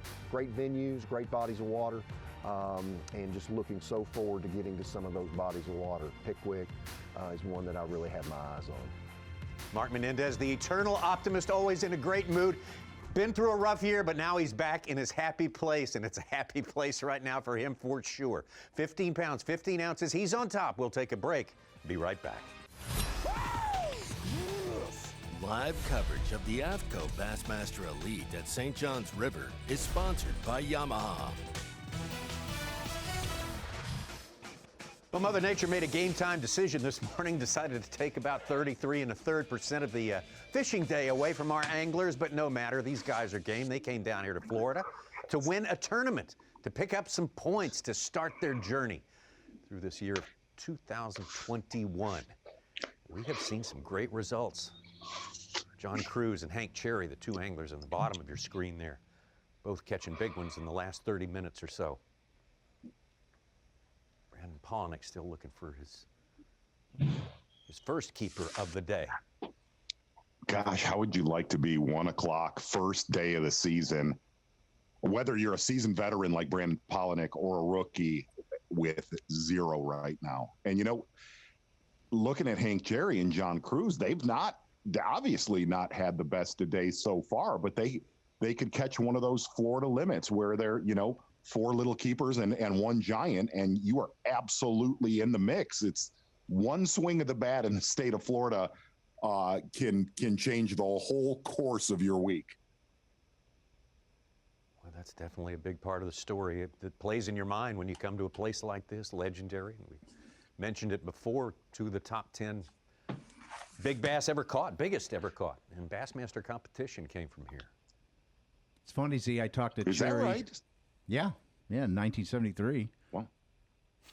I talked to Cherry ahead of time for this tournament about the excitement of opening day, and he kind of says, you don't want to go 3-4 hours on that first day because you're, that's all this anticipation, you're geared up. Usually you get to your spot and you settle in. He says, once you catch that first fish, you kind of settle in and he kind of said he's kind of calm, but then he really gets into that next gear once he gets a fish in the boat.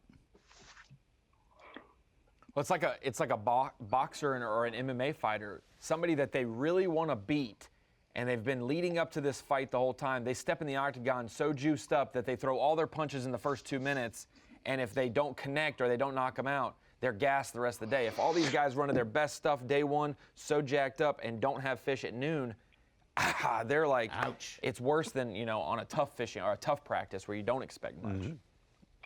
Well, and if, for viewers that are just joining in,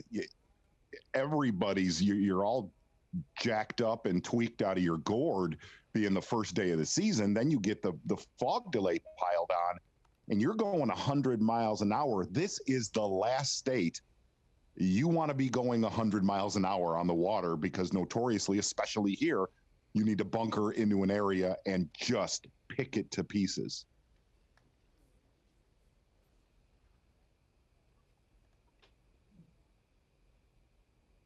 John Cruz, for the second year in a row, has chosen this sort of area to bunker into. It's close quarters. You can certainly see a lot of.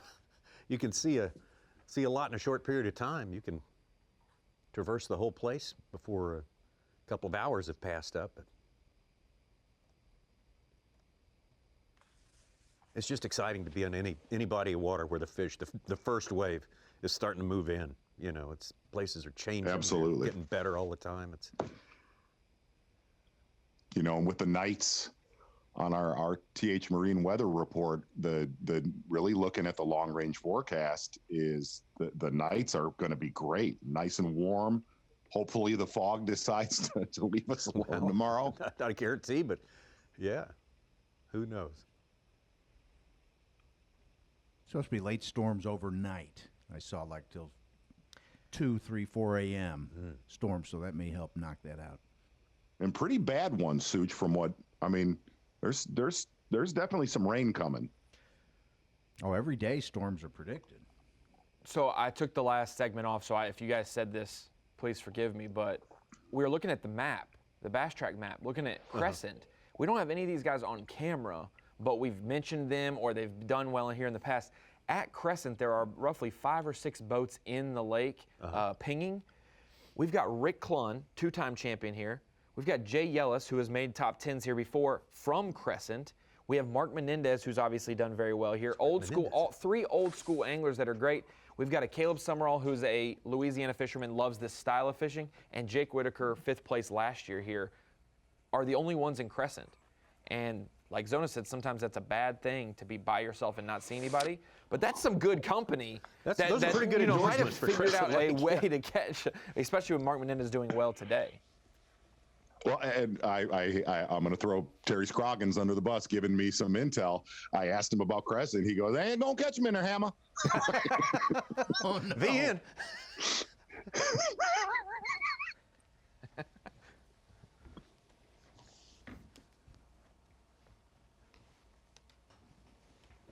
And I also think it's interesting. Oh, go ahead, Z.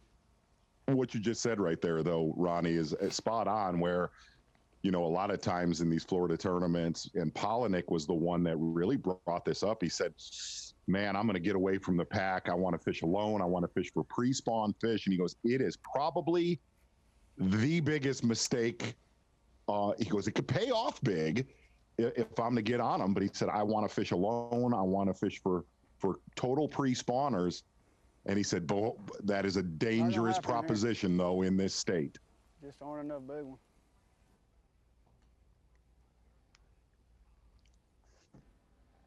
Well into our afternoon session here. St. John's, we'll be going all the way to 4 o'clock Eastern time. That is weigh-in time, so that should follow close by and see who shakes out on top. Welcome to the Bassmaster Studios again, sponsored by Marathon. Something new that we're very proud of here. And, of course, something else that we're very new and that is new to us and very proud of that is the new Bass Track. The new Bass Track gives us much, much more. And, Ronnie, the screen of knowledge, I think, and you are going to team up to show us just exactly how cool it is. Well, I tried to, Tommy, earlier, but we hadn't caught any fish yet because we were just getting our day underway at 10:15 Central Time, or around that 11 o'clock or 10 o'clock portion Eastern Time. But when we're looking at Bass Track now, we obviously see, you can see right there, there's an update. Kyle Monty just caught one, and so it pops up with different logos and whatnot. But when you expand it, like Mark Menendez right now, we're going to click him because he's the leader. You obviously see his headshot. It breaks down his 5 fish. He's got a 5.5, 3 fish in that 2.5 to 2 1/4 range, and then a 3 and change. Gives him about 16 pounds. You see that same breakdown. That was new to Bass Track last year. You got to see the individual fish. But this year, you can go down and see an interview that we did with Mark Menendez during the COVID quarantine last year when he was dealing with his back injury. Then we also can see when Mark Menendez last caught him at the St. Johns River. He's even got a tip video here selecting the correct bait with you, Tommy. Now, let's just say we're going to scroll down and pick out another angler. Let's just pick out a Kyle Welcher. We're going to click Kyle Welcher. He's down in 10th place, tied with Gerald Swindle. It shows his 5 fish just under that 10 pound. He's in the 8 or 9 pound range. We just did a Tackle Tip Tuesday with him about selecting crankbaits in the pre-spawn, flat side versus square bill, things like that. Even a boat tour of him, and then a live Skype interview with him. So there's a lot of different ways to learn about our anglers. Click on them and get some tips from them, get some past experience. Once we get photo galleries from this year of these anglers specifically, like the final day when we have the leader on the water gallery, those will pop up and you'll be able to see those guys and really learn more about our anglers, learn more about our venue if you've never been to the St. John's, and really learn more about how these guys fish, which kind of can match up with their Bass Track. Mark Menendez, shallow, spinnerbait angler, probably great for Crescent Lake, for the St. John's. It's not no surprise that he's doing well right now. Good. If you're like someone who's new to the Elite Series, trying to learn more, maybe you just joined up to play the fantasy, man, your learning curve gets a lot steeper, a lot faster with all these tools that you got in one feature, right? Exactly. Now, while I'm on the decline with my fantasy skill, a lot of anglers can be on there, or a lot of fans can be on there, the incline. It's because everybody else is getting better, Ronnie, that you're lower. Yeah, it's not that you're getting worse, everyone else is getting better, Ronnie. I did make a bold prediction with Such saying I would beat 99.1% of anglers this year, or fans this year. Oh, nothing foolish about that, Ben. So I got to be in the top 1%. So Cliff Prince, I need you to catch a couple fish, dog. Okay. Gerald Swindle's got a limit, I believe, now, Ronnie. In our I top think he was 10. one of your picks. Yeah, I said that Gerald would get off the schneid this year and win his first Elite, I think. At the St. John's. Boy, take a look at John Cruz right there. Little panther. I'd like to see like Jacob Porosnik stand on his trolling motor brake. But Tommy, you know, I'm very resistant to change. And I was vocal about it, you know, when we were changing Bass Track. I don't know how many emails over the holidays I put out, you know, let's not fix what's not broke. Yeah, if it ain't broke, I was that way all the way up. I was that way all the way up till this morning, but I'm okay with it. Okay. Even the most hidebound, staid, traditional guy can be won over by this new technology. Yeah, that Bass Track's going to be great for new viewers, maybe watching Fox Sports 1 on the weekends. Sure. Being able to learn more about these anglers. Especially, it takes just one fish catch for an angler to jump into the right direction for superstardom. Kyle Welcher's 10-pounder last year, probably the most searched angler on the Elite Series, trying to figure out who he was because he was so brand new. So John Cruz is normally one that starts off with a statement as well, so I know people will be learning more about him this weekend. Lee Livesey's trick catch, exactly like that, Ronnie? Sure. Good stuff to be found there. John Cruz. You are right, Tommy. Getting it done, and Mark Menendez better than anyone else. The veteran from Kentucky is on top, 16 pounds on this day. He's got a lot of time, a lot of fishing time left to go. Carl Jochimson, who won back in 2019. Buddy Gross won in 2020. We got a bunch of winners up there on top. Jamie Hartman, Kyle Monty, Clark Wendlandt. We'll be taking another look at Clark. He's showing us some great beds, too. Live coverage of the AFTCO Bassmaster Elite at St. John's River is sponsored by Yamaha.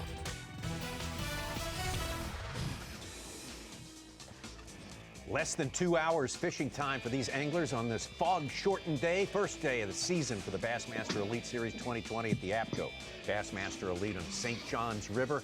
Mark Menendez, who has done big things here before, the veteran, coming off a year, a hardship year where he had to take off from the tour, but he is back now in a big way. 16 pounds for the man on top, Mark Menendez. And Mark Zona, I know you're probably aware of this. We have a brand new accolade for excellence on the water. It's the Marathon Peak Performance. Who would you think that'd be right now? Actually, no, I had no idea that element was going to take place, but why don't we jump right in with both feet, Tommy? The Marathon Peak Performance Day 1 leader thus far, my friend. We're going to give that to Mark Menendez, doing what he does almost every time we come to the St. John's River, sealing it with a 5.5-pounder at 12:38. Unofficial weight of 15 pounds, 15 ounces. Hey, Mark Menendez, for the first time ever on Bassmaster Live, you are the Marathon Peak Performance Daily Leader. Oh, yes! Nice. Well done. Taking a look at Mark Menendez, all of his fish catches so far. And it'll be very curious to see if he's kind of spicing it up a little bit in the same areas that he caught him the last time. I'm sorry, second to last time we were here, the Bassmaster Elite Series, when Rick Clunn won. Not gonna say he's in the exact same area. No, not at all. Not at all. Is that in Crescent? Yes, it is. It's all the way down at the bottom. Okay. Not at all.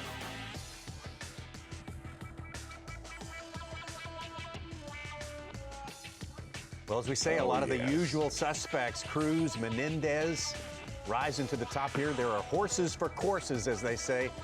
Obviously, Mark Menendez loves this spot right here. And Crescent Lake playing for the first time in a good while. And that's a pretty good run from Pollanick, isn't it, Z? Isn't that going to be about a 45-minute proposition there, wouldn't you say? Little bit of a run, and really, like we said, coming into this tournament, we didn't feel, talking to locals that know so much about the St. Johns River, that said Crescent shouldn't be that big of a player. Terry Scroggins said the water's a lot darker there, dingier, very unsettled. But so far today, at least, things happening there.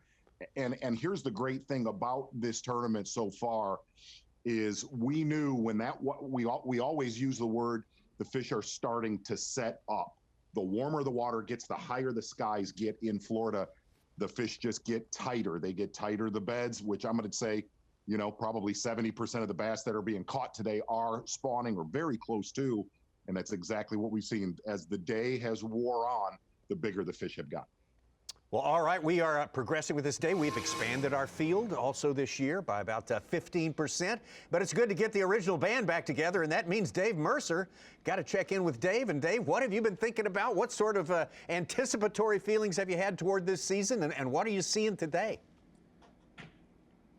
Well, guys, I mean, I'll be honest, the vibe at takeoff was a little strange. You know, obviously a very much a hurry up and wait. But one of the most peculiar things at takeoff was probably John Cox. I mean, I'm sure the photos have floated around, and if not, you need to tune into this weigh-in to see, because he showed up basically like a Raggedy Ann doll gone wrong. I mean, it is the worst dye job known to man. He literally looks, I don't know whether it's funny or scary. Honestly, it's like a scary, scary clown when you see him. It is really spectacular, but it's one of the sweetest stories ever. I mean, the reason he did it was because his daughter, I think his daughter's 12 years old, and she wanted to dye her hair, right? And like a lot of tweeners, you know, they get in arguments with dad and they want to dye their hair. Well, John said, hey, I want to show you how bad this is going to look. Our hair is remarkably similar.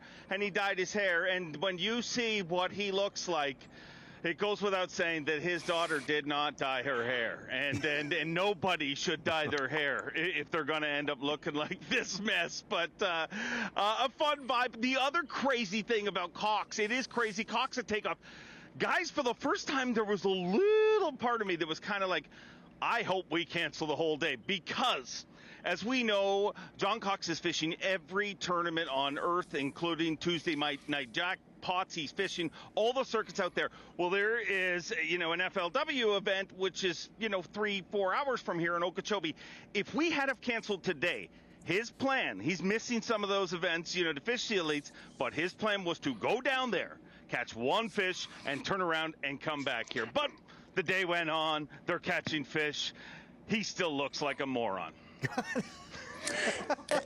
and no, Dave, I got to talk with John yesterday, and I made the comment. I said, listen, your hair is so wrong, it's right. And he said, that's exactly what he's going for.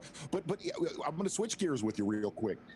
We always talk about this coming into the season. Oh, there's a good group of rookies, blah, blah, blah, blah, blah. Hey, this year is an unbelievably stacked field of rookies. How were they, with that fog delay that we had today, when we opened up the show, I said, could you imagine being a rookie on the Bassmaster Elite Series, more or less a veteran? What was the vibe with the rookies? Anxious, a lot of anxiousness, a lot of families here, you know, supporting them. You know, this is a big move for them. Like, Scott Martin doesn't move down the dock without a freaking armada. I'll let you know, guys. I mean, he is one step short of people going like this while he walks down the dock. I mean, he does not quite have security, but it is freaking close.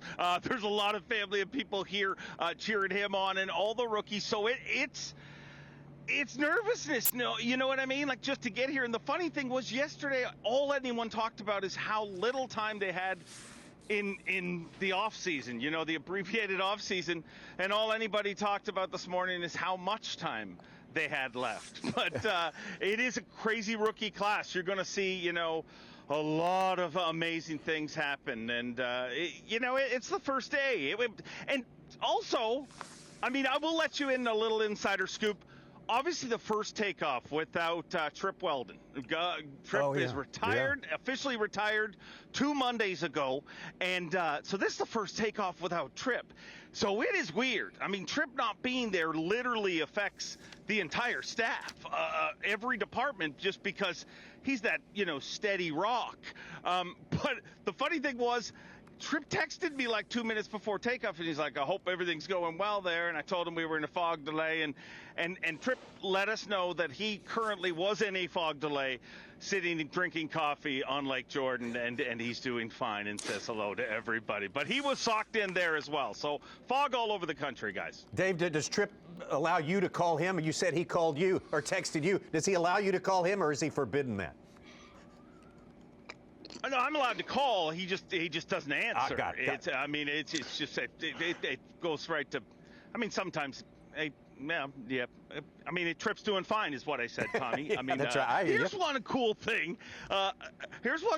We had him on the critically acclaimed LD and the MC podcast. I'm going to give myself a quick plug because it's the beginning of the season and I might as well get in trouble on the first day at the office. But we had him on the podcast this week, and one of the cool things is you look at his career, guys. When he started, he grew up 2 blocks from the original Bassmaster offices. Mm-hmm. He originally started following these tournaments by calling the Bassmaster hotline. He could recite the number still off the top of his head. What that number was, he'd call, and he said it would be busy and busy and busy, and then finally you get through, and you get a recorded message which would tell you what happened in the tournament that day. He worked with Bass from there all the way up to live television on FS1 this week. I mean, it's a really incredible. If that doesn't show how incredible his career is and how incredible the ascension of this awesome sport has been, nothing does. Dave, real quick, and we are the kings of early prognostication. I'm gonna. This is way too early, but I have to do this. I want you to be Mr. Tough Pants right now, okay? And I want you to give me the Bassmaster 2021 Angler of the Year. Way too early for it, but give it to me, Mr. Tough Pants. Oh man, I have not even. I'm gonna do it. I'm gonna do it. I mean, I'm gonna.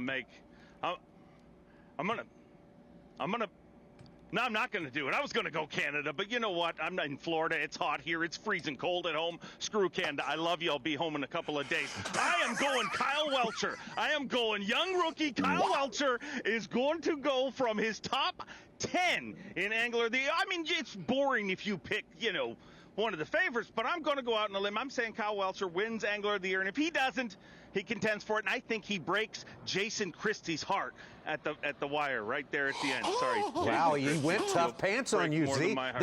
Bold by Dave Mercer, although I'm somewhat surprised that you didn't make a different pick. Can we bring up the picture, please? Because we just talked about it. Why didn't you pick... Well, I thought we had the picture coming up. This guy right here. Now, come on. Now, see, that was the obvious one. Even better, right? Oh, my God. It is a Raggedy Ann doll. Oh, my word. That is fantastic. What's crawled onto his head? Honestly, I could see that second pick. Like, he's wearing, like, a kilt and, like, some boots that come way up his knee. Like, I could totally see John Cox sporting that. Man, oh, man. Thank you, Dave Mercer. Good stuff from Dave. He'll be presiding over the weigh-in, 4 o'clock Eastern Time.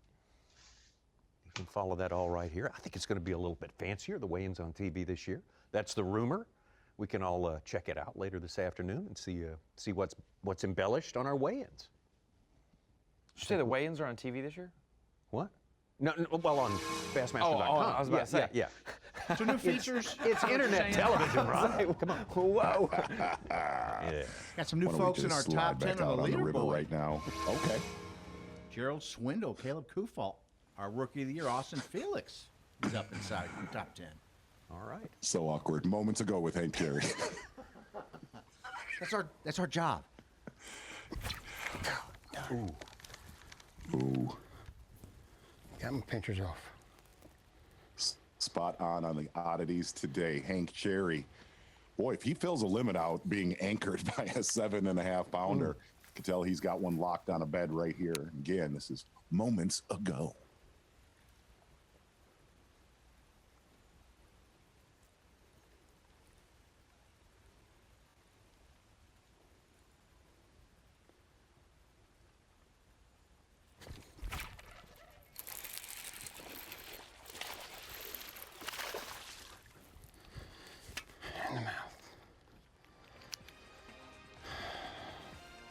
At this rate, Z, he might not even need a limit. If he could catch 3 or 4 with another 3 or 4 pounder in there mixed in with a 7 and that one, that's a limit or more for most guys. You are absolutely right. He definitely has the anchor done. Sweet aerial right there with your defending Angler of the Year champion, Clark Wendlandt.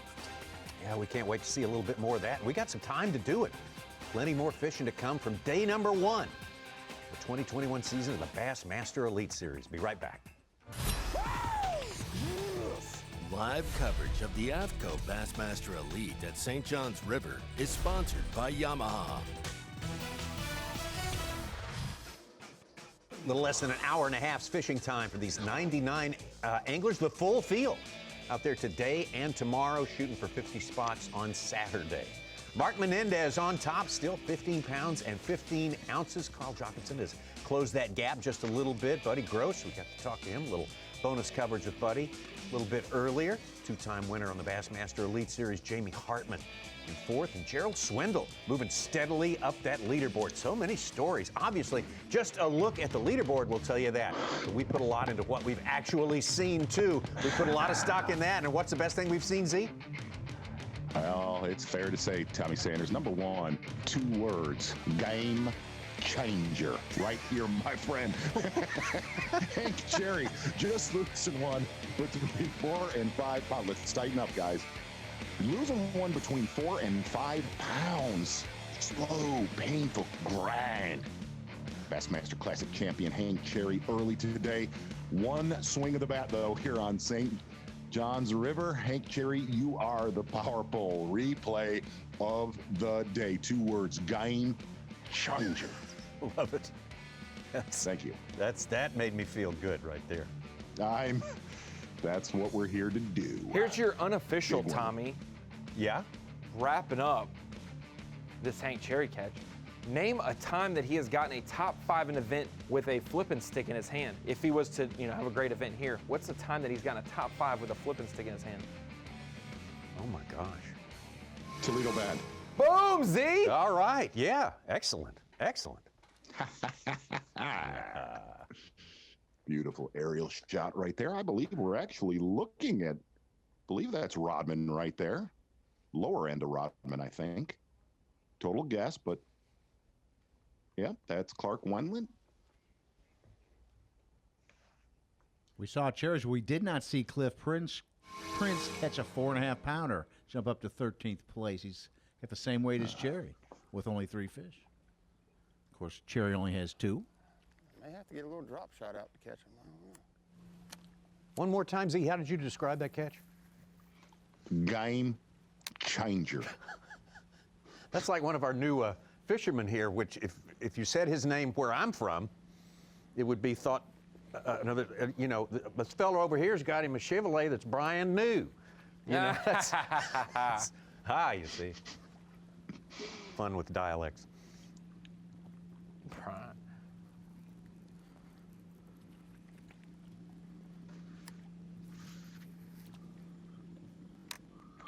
Okay.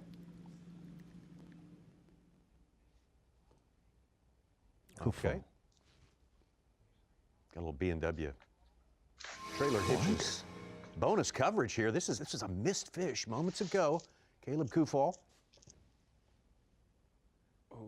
Looked like a good one. Oh, man.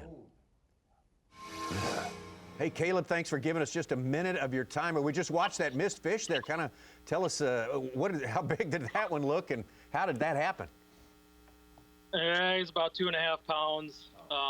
It would have helped me. I got one in there, probably 1.5 pounds, yeah, 1.25 pounds. So I was going too fast. I was burning up the bank. Getting out of here, I'd already fished down in this one channel and just out of the blue hook that fish, and I don't know, I just didn't get a good hook in him. So. Well, Caleb, how did you formulate the game plan? Did that mostly happen after you arrived on the scene here, or are you doing pretty much what you'd been planning to do for a month or so? No, I mean, I hadn't planned on doing much sight fishing, but that's kind of what I've been doing this morning.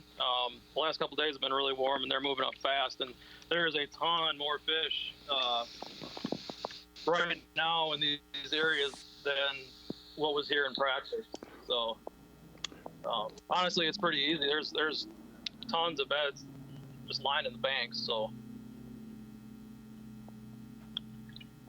Caleb, are they hard to catch? And the other side is, are you seeing a lot of females or no? No, I've caught a few, but most are just bucks right now. Biggest one I've seen is probably 3.25. I haven't seen any giants. Caleb, are you someone who's kind of comfortable fishing around a whole bunch of other people, or do you much prefer it to be sort of left alone to do your thing? Oh, I hate it. I hate it. I came down here. This is a little area that I thought wouldn't be as pressured as a lot of the other places, and I saw 2 other boats in here, so you know, it's not getting a ton of pressure, but definitely enough for this little area.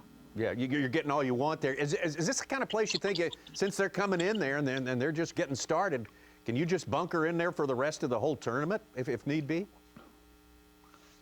No, I doubt it. This is just a place that I got a short day today. Plus with the fog delay, I only had a couple hours to fish. So just some place that I thought I could get 5 bites pretty quick. And that was kind of the game plan this morning, just get 5 quick and then just kind of work from there. So, Caleb, every time that we've covered you, you've had a bait cast rod in your hand, dobbing around real shallow. I'm talking about like a possum. Are you using a spinning rod? Yep. It's not often, but I do have to get it out once in a while. Why don't you contrast the... I'm not good at it. Give us the contrast between this year and last year in this same place, the St. Johns River. Well, I mean, it's all weather. You know, last year we had some really, really cold weather. You know, we had those 2 cancellations, and it's just everything. I mean, I hear they had some cold weather down here a couple weeks ago, but since that big warming trend, you know, throughout practice and, you know, now during the tournament, I mean, it's been 70 to 80 degrees. So these fish are going nuts right now. So they're moving up. All right. Well, good luck. Good job so far today on a short day. Caleb Kufal doing very well today. Here's a look at our host city, Palatka, Florida. Hey, you know what? Before we take a break here, taking a look at Palatka, a beautiful place. That's basically where our weigh-in is going to be set up. How about some striker daily trivia? Some more of that for you. What's the record weight for the biggest largemouth bass caught in Florida? 1727, 1811, 1878, or is it 19 pounds and 21, 19 pounds, and 21% of a pound. Okay, it's that kind of deal, right? So sounds like a history quiz. We'll rub our chins and act real thoughtful while we're off on break. And when we come back, that's the first thing we'll hit right there. Your answer when we come back. The AFTCO Bassmaster Elite at St. Johns River is sponsored by Minn Kota,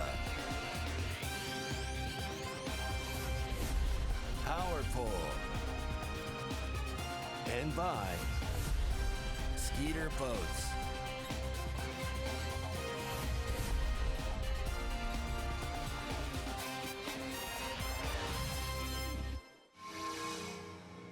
To get the old engine to crank up this morning, but boy, we got it started after a fog delay. First day of the AFTCO Bassmaster Elite on the St. Johns River. We got all 99 anglers out there right now. Meantime, we got Striker Daily Trivia to resolve right here for you. Big question about the biggest largemouth bass ever caught in Florida. What's the record weight? 1727, 18.11, 18.78, or 1921? Z, I put it to you. Tommy, I'm going to go C. I feel confident in this pick right here. I was going to go 19 pounds and 21 ounces, but that don't make sense in my head. I'm going 1878. You have gone full in on this now. That's additional weight. Ronnie Moore, what say you? I'll go B, 18-11. 18-11. I'm with Ronnie. I'm going with Ronnie on this one right here. This is the weight that's recognized by the Florida Wildlife Commission for the state record fish. I bet some people would argue kind with of a you. trick question. Yeah, yeah. If you had to say that, Such, that means it's a trick question. No, it doesn't. No, it doesn't. Got something called Minn Kota Unlock the Lake coming your way right now. What we do during the Minn Kota Unlock the Lake is we show you some catches, and we got some to show you. Absolutely. Yeah, we do, my friend. Taking a look at our Minn Kota Unlock the Lake, and you could definitely tell, boy, it has been a lot more spread out so far, at least here on day one, than in years past. Years past, you would see, well, pretty much one of those, every one of those icons would be in that lake that we're headed to in Lake George. Probably the least amount of catches we have ever seen in Lake George in the history of the Bassmaster Elite Series. A lot of fish catches as you get north of Lake George. Taking a look at Rodman, we thought it would be, has been a major player so far here on day one. But really, the great thing about this is fish catches throughout the entire St. John's. That is your Minn Kota. Oh, go ahead, Tommy. No, please. Yeah, finish it up for us there. I forgot what the name is. It's the Minn Kota Unlock the Lake, of course. You're just kidding about forgetting that. You never forget that. You never forget anything. Cliff Prince. Fishing a little farther north, downstream there. Boy, you're starting to see Brandon Pollanick as he said he was going to focus on pre-spawners, and he stuck to it for a long time this morning. Brandon Pollanick needs to get the game started. Boy, speaking of getting the game started, see, we got several guys you would never expect not to have any fish at this point in the day. Talking like new guy Justin Atkins and Stetson Blaylock and Jason Christie and Scott Martin. That's not confirmed, though, correct? No. Yeah, we have some bass tracks out and not functioning. Okay. So, good news is we're going to have a weigh-in and get it all squared away here. The water on this side's so dark. About 4 o'clock Eastern time. It's really hard to see anything.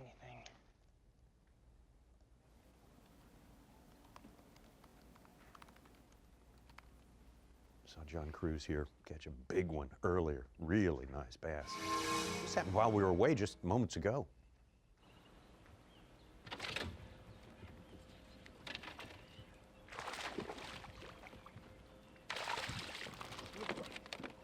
That's what's up.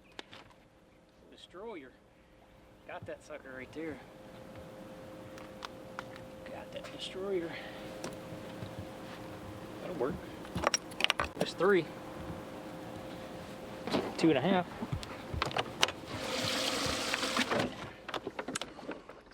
right there. That was moments ago. John Cruz catches 2 more just solid 2.5-pound keepers like that right there.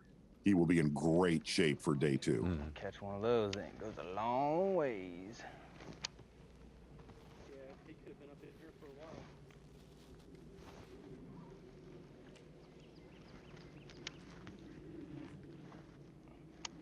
All the greenery, all the palm trees, and people wearing shorts. It's a little escapism for everyone who's well, down here in the middle, southern middle part of the country, the ice storms and terrible pileups, and up in your country, Z, where, as you said, you dig out all day and then you get up the next morning and start digging out again. We had 11 days in a row of that. We have not seen above freezing now for like 20-something days. Oh, good grief.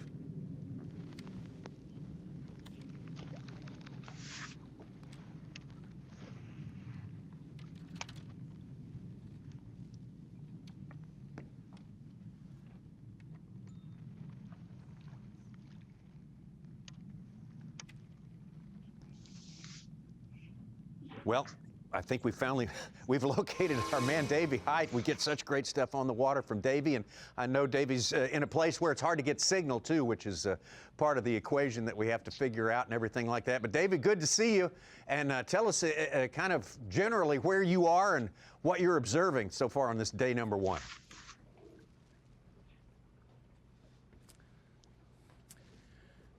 Well, currently I'm not very far from takeoff because I had to come back here to be able to get service to you guys. But I've spent most of the day down in Rodman Reservoir, and a number of fishermen came in there. We heard some good things from some fishermen that were there, especially the last day of practice. They saw some good fish moving up. The problem with if you ever lock through, you sacrifice part of your day. And in this situation, they only had certain lock times. It was this morning at 8 a.m. and then also at 11 a.m. and then this afternoon, I'm pretty sure it's 1:45. The fog delay certainly changed things for a lot of people, but the ones that through it. So I can only look at that. There was some concern about fishing other at Rodman. 4 days will make this tournament better for those guys to one another. Well, Davey, what was always your philosophy about a shortened day? Does that mean an instant switch in the game plan, or you try to be always ready for something like that?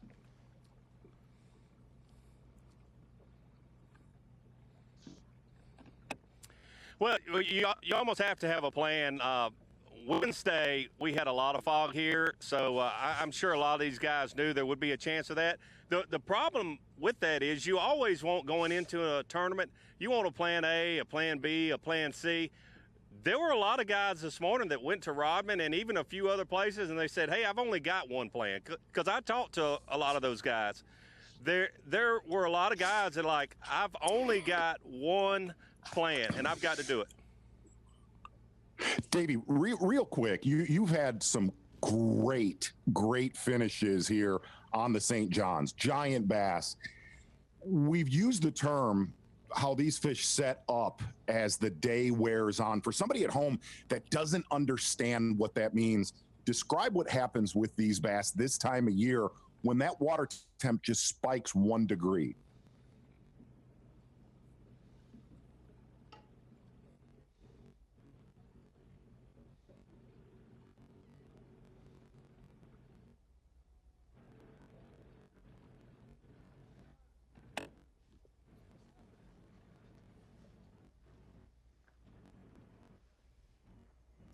I think we have a little bit of connection problem with Davey right now. And okay, Davey can hear now.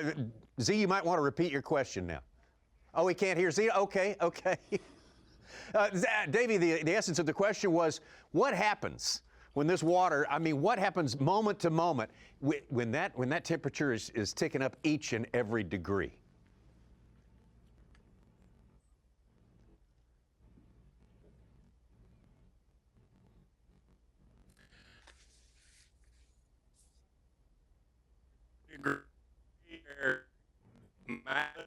Floor is times 2.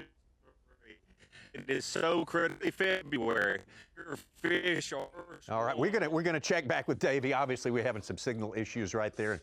Very difficult. We definitely want to hear what Davey's been seeing out there and sort of fill in the rest of it. How we started this morning, Tommy. It comes to tightening up, and we're gonna get there. I know. It just takes a while. You know, the engine doesn't always start on the first pull. You know. Yeah, you don't get A's the first day of school sometimes. We'll get there. We will get there. I guess the surprise of the day so far is Brandon Pollanick still sitting on 0 fish. Did not see that coming.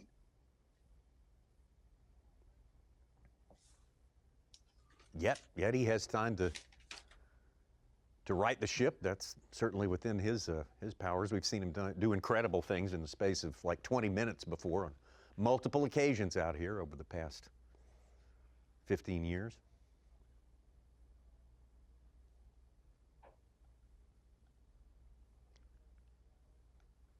John Cruz. A bit of a tough season last year after he left St. John's, and great to see him doing well out here today. As you guys said, Ron and Z, that he just needs a couple of Midland keepers, and he is looking great for tomorrow. Yes. Couple big bass right after our midday break. I'm talking like first 20 minutes, we came back, fish like John Cruz, this one from Hank Cherry. Well, no doubt we will see some more. There is plenty of fishing time left on this shortened day. We'll be right back. Live coverage of the AFTCO Bassmaster Elite at St. John's River is sponsored by Yamaha. Bassmaster Live with about an hour's time for the guys who are close to Palatka to fish. Maybe a little less time than that if they've got a long run. Some of them may have to start that run very, very soon. Live coverage on FS1. We have a brand new media partner, terrific new media partner, Fox Sports FS1, and that's going to premiere Saturday, 8 a.m. Eastern Time. Also 8 a.m. Eastern Time on Sunday. We're very much looking forward to that. One of those weekend mornings and get to reach a larger audience and bring more people into the sport is a fantastic opportunity. What a great channel. I mean, these people are overachievers in the world of sports, to be sure, and we are very much looking forward to an association with FS1. Getting back down to Brandon Pollanick, as you said, see the story of the day so far, one of them. Absolutely. Slow, painful day so far for Brandon Pollanick. 0 fish in his live well. Very surprised. How about a new leader from Australia? Oh, Carl really? Jacobson just called up with a 3 3/4. He's got a little over 17 pounds. Yeah, and another big fish alert, Such. Brian Schmidt, who won last week, all the way into 5th place with only 4 bass. Nice average. Right move.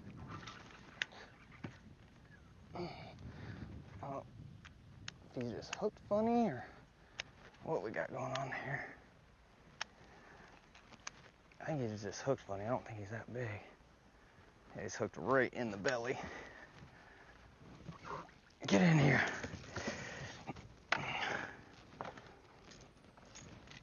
He's got. For everybody at home, that is a must have legal swiped catch. at it and completely missed it. Got us one. Man, it was so easy to catch those a couple days ago. And today it has just been a grind trying to catch them.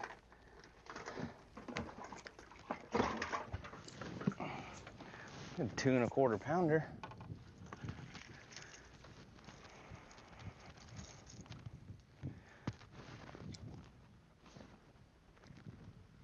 Should not be that hard to get bit.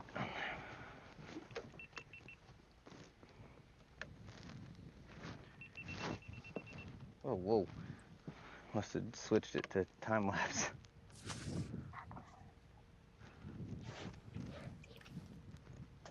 Oh, come on. Brandon Pollanick, one of the early adopters of the recording all aspects from all angles of your day on the water, and he still devotes plenty of his time to making sure all that's squared away. But got to be a good feeling for him to get off a 0. I would be okay with a limit of those right now.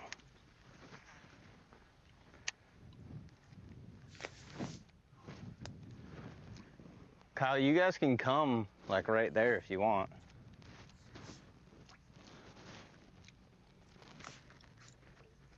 Just stay up against the pad line.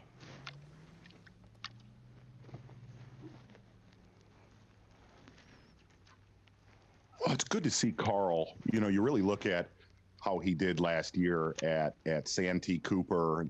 Obviously, this is a shallow water fishery for really big amount of the time. Carl lived offshore. I mean, he would, you know, kind of hero or zero. And one of the things that, you know, Carl has needed is consistency. And in fact, correct me if I'm wrong, at the end of this year, I mean, there's a lot of anglers that will start feeling it mid-season that there are going to be cuts at the, you know, the end of this 2021 season. And seeing a guy like Carl that, boy, if he can avoid some of those bombs, some of those 75th to 100th place finishes, you know, he's going to be safe. But there's, He must have been right on the Brandon surface. Pollanick hooked up again. Feels like a better one. Come on. Easy. Easy. Easy.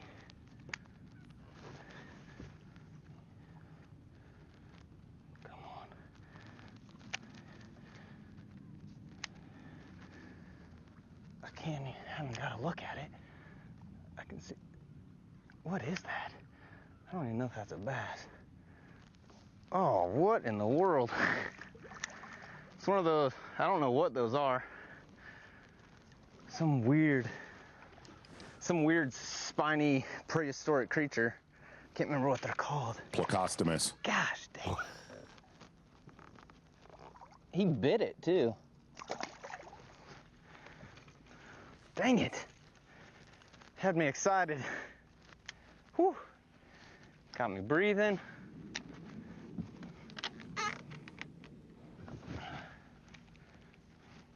That's a giant aquarium fish.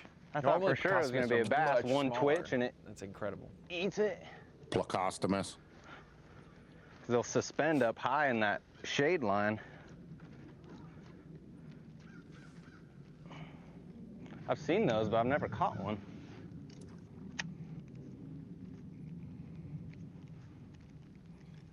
Young Ron, while we have a little bit of, I was talking to Dave Mercer about who he would pick for Angler of the Year, and he went with Kyle Welcher.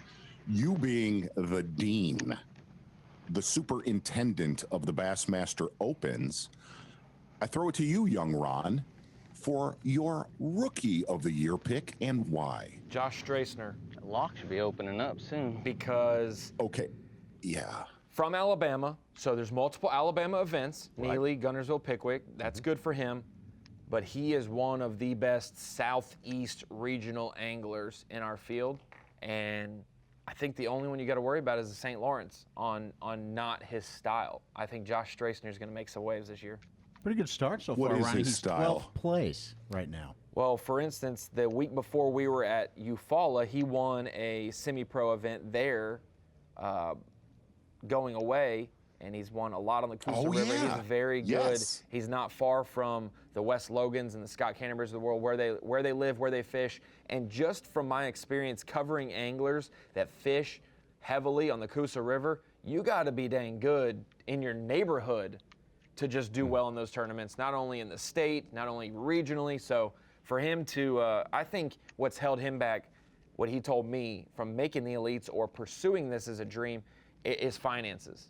And he winning that event last year on another trail, and then doing so well in the opens following that when we started back up really helped him make that jump and realize, hey, I've got enough starter money, let me bet on myself.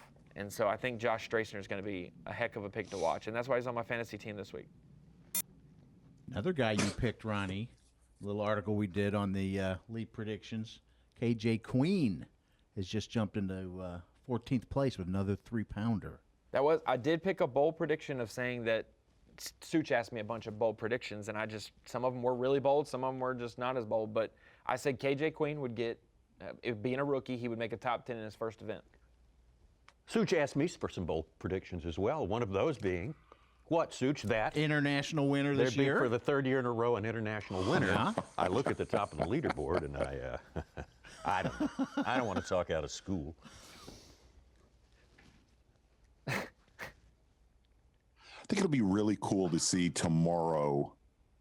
Seeing a lot of guys on the move right now, in fact, but I think tomorrow to be with our leaders is to see how many of them. Look, a lot of people thought this was going to be a sight fishing beat down today, which, yeah, we've seen a few, John Cruz with one really big one. I think it'll be really interesting to see how many of our leaders are doing that, if any are doing that. Yeah, I'm hoping we can get to, get over to Crescent, and see what the story is over there. Same thing. We could see 2 guys in the river, 2 guys in Crescent, 2 guys in Rodman. It could really be across the map. We could see all of the St. John's. Right. Very interesting to check out the weigh-in today, which is 3 Eastern time. I think I gave out the wrong number for the folks earlier, so it's definitely 3 Eastern time is when that weigh-in is set to start. TH Marine outlook for tomorrow, high of 76, a little bit, not quite as warm, but plenty warm. Low, warm night, man, oh man. Looking good. I think you're going to hear guys on the stage with Mercer today just talk about how that fog delay kind of spun them out. It's been an odd day so far, all around Tommy Sanders, I would say. Well, it's fair to say. But I really think that fog delay probably hurt a lot of guys just mentally, and what their game plan was. And you got a full day of competition off the water to not know what the fish have done since you were last there Tuesday. You got half a day you've missed this morning. It's the first day of the season. You're trying to get your footing there. A lot of guys are going to be stressing and pressing, and tomorrow they're gonna have to swing for 25 to make up ground. Absolutely, yeah. It's going to be some tight competition tomorrow. There's going to be some hard-fought stuff going on. Carl Jochimson still sits atop our leaderboard. Mark Menendez, who has a great record of performance here. Buddy Gross, a winner from last year. Matt Heron, Brian Schmidt, mentioned by Mark Zona just moments ago. Mike Huff, one of our stars from last season on the Bassmaster Elite Series. And all the rest, it's going to switch around. It's going to go up. It's going to go down. We'll be back in just a moment. Live coverage of the AFTCO Bassmaster Elite at St. John's River is sponsored by Yamaha.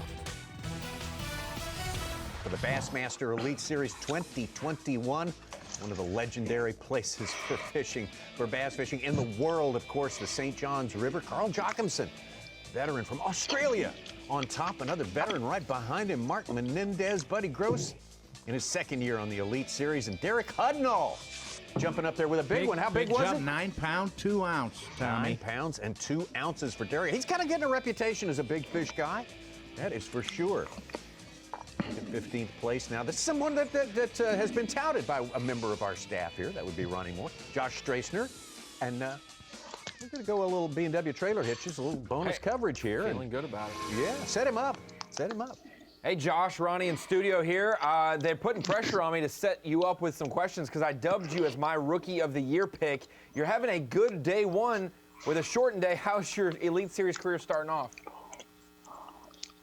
I only had about 3.5 hours to fish, under 4, and it's just real slow. I caught a couple off the bed and a couple of just fishing, and it's just slow.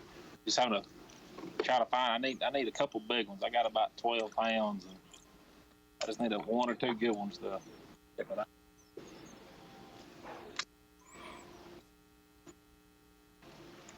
Josh, did you see anything that inspired you during the days of your practice, or are things just starting to get a little bit more interesting now? Yeah, the first 2 days was real slow. I didn't catch anything, but the last day of practice, I started seeing some on the bed, and they're coming to the bank. You can just get in front of the right one. There's a lot of guys fishing these canals. They're getting picked off pretty quick. They're pretty easy to catch if you can just find one. So trying to keep moving and try to find one as I go. Maybe somebody missed one. Josh, doesn't matter what circuit you're in, you start the year with some sort of a goal, no matter what it is. Coming into the Elite Series, being a rookie, what is your number one goal this year?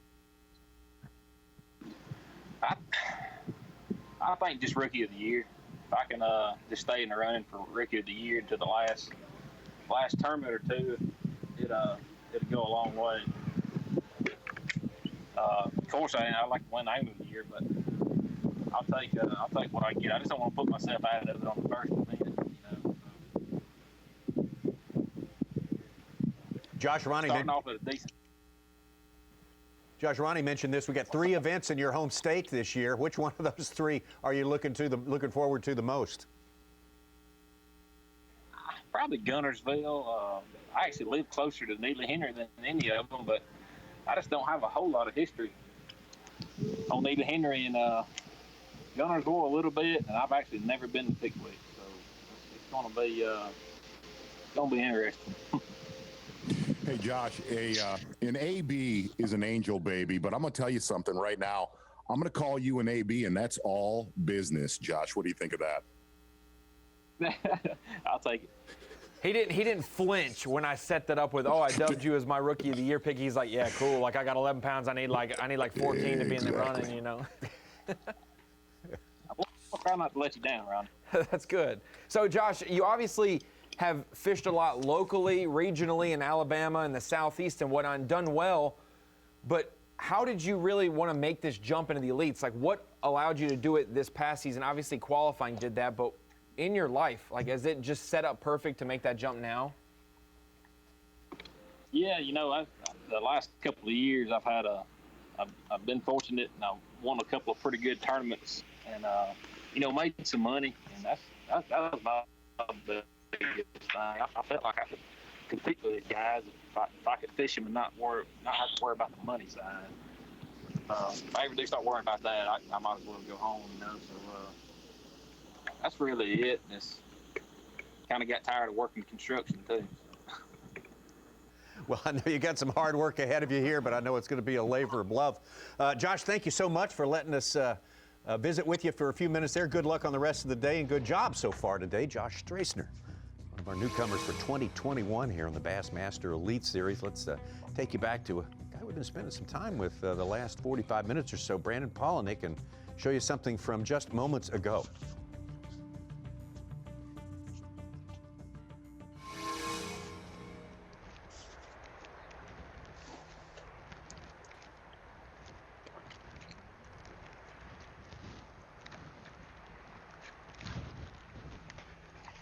He's not very big, but he'll keep. Turned him on.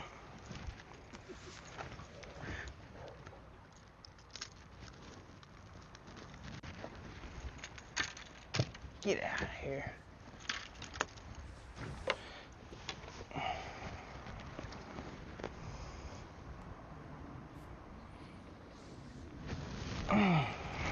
Number 3. So you're saying there's a chance?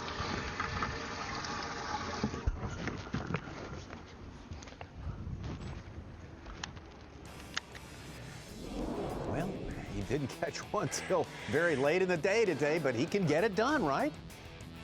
You know, and really, if you look at it, it's been a painful day with Brandon Pollanick doing something really totally different from a lot of the other anglers that at least we have cameras with here on day one.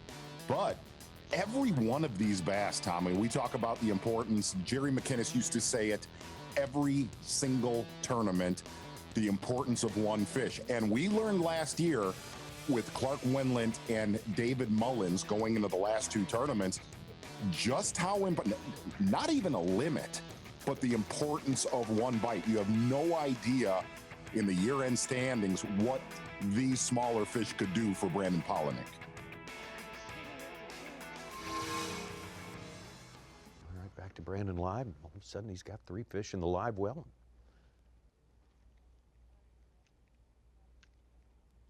He stands 61st. About a pound behind the top 50 cut. 7 pounds right now.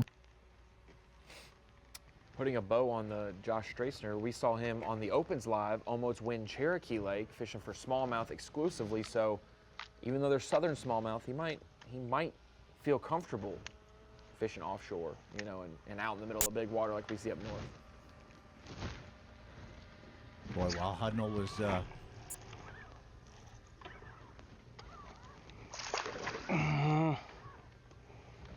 you do that.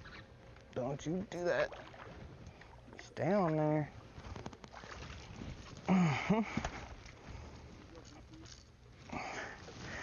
Oh, yeah. Another one. We still need to get rid of that little tiny one we first caught, but at least we got 4. We're in a lot better shape than we were like however long ago. A lot better shape than we were 30 minutes ago, I promise you that. Current slowed down a little bit, so maybe they slid to that corner.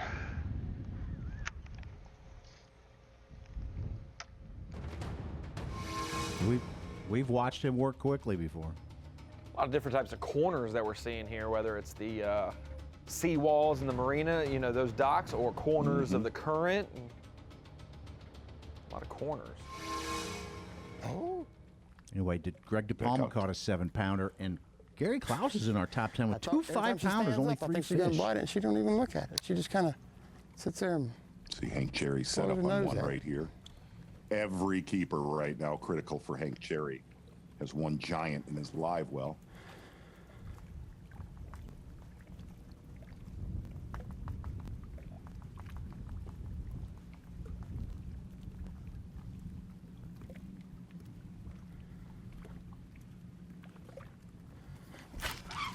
Ah, that ain't her.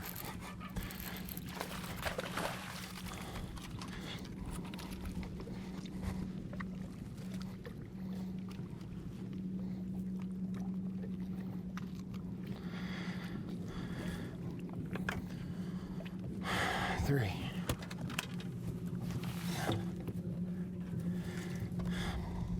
As soon as he came in there, she swam off and I felt it.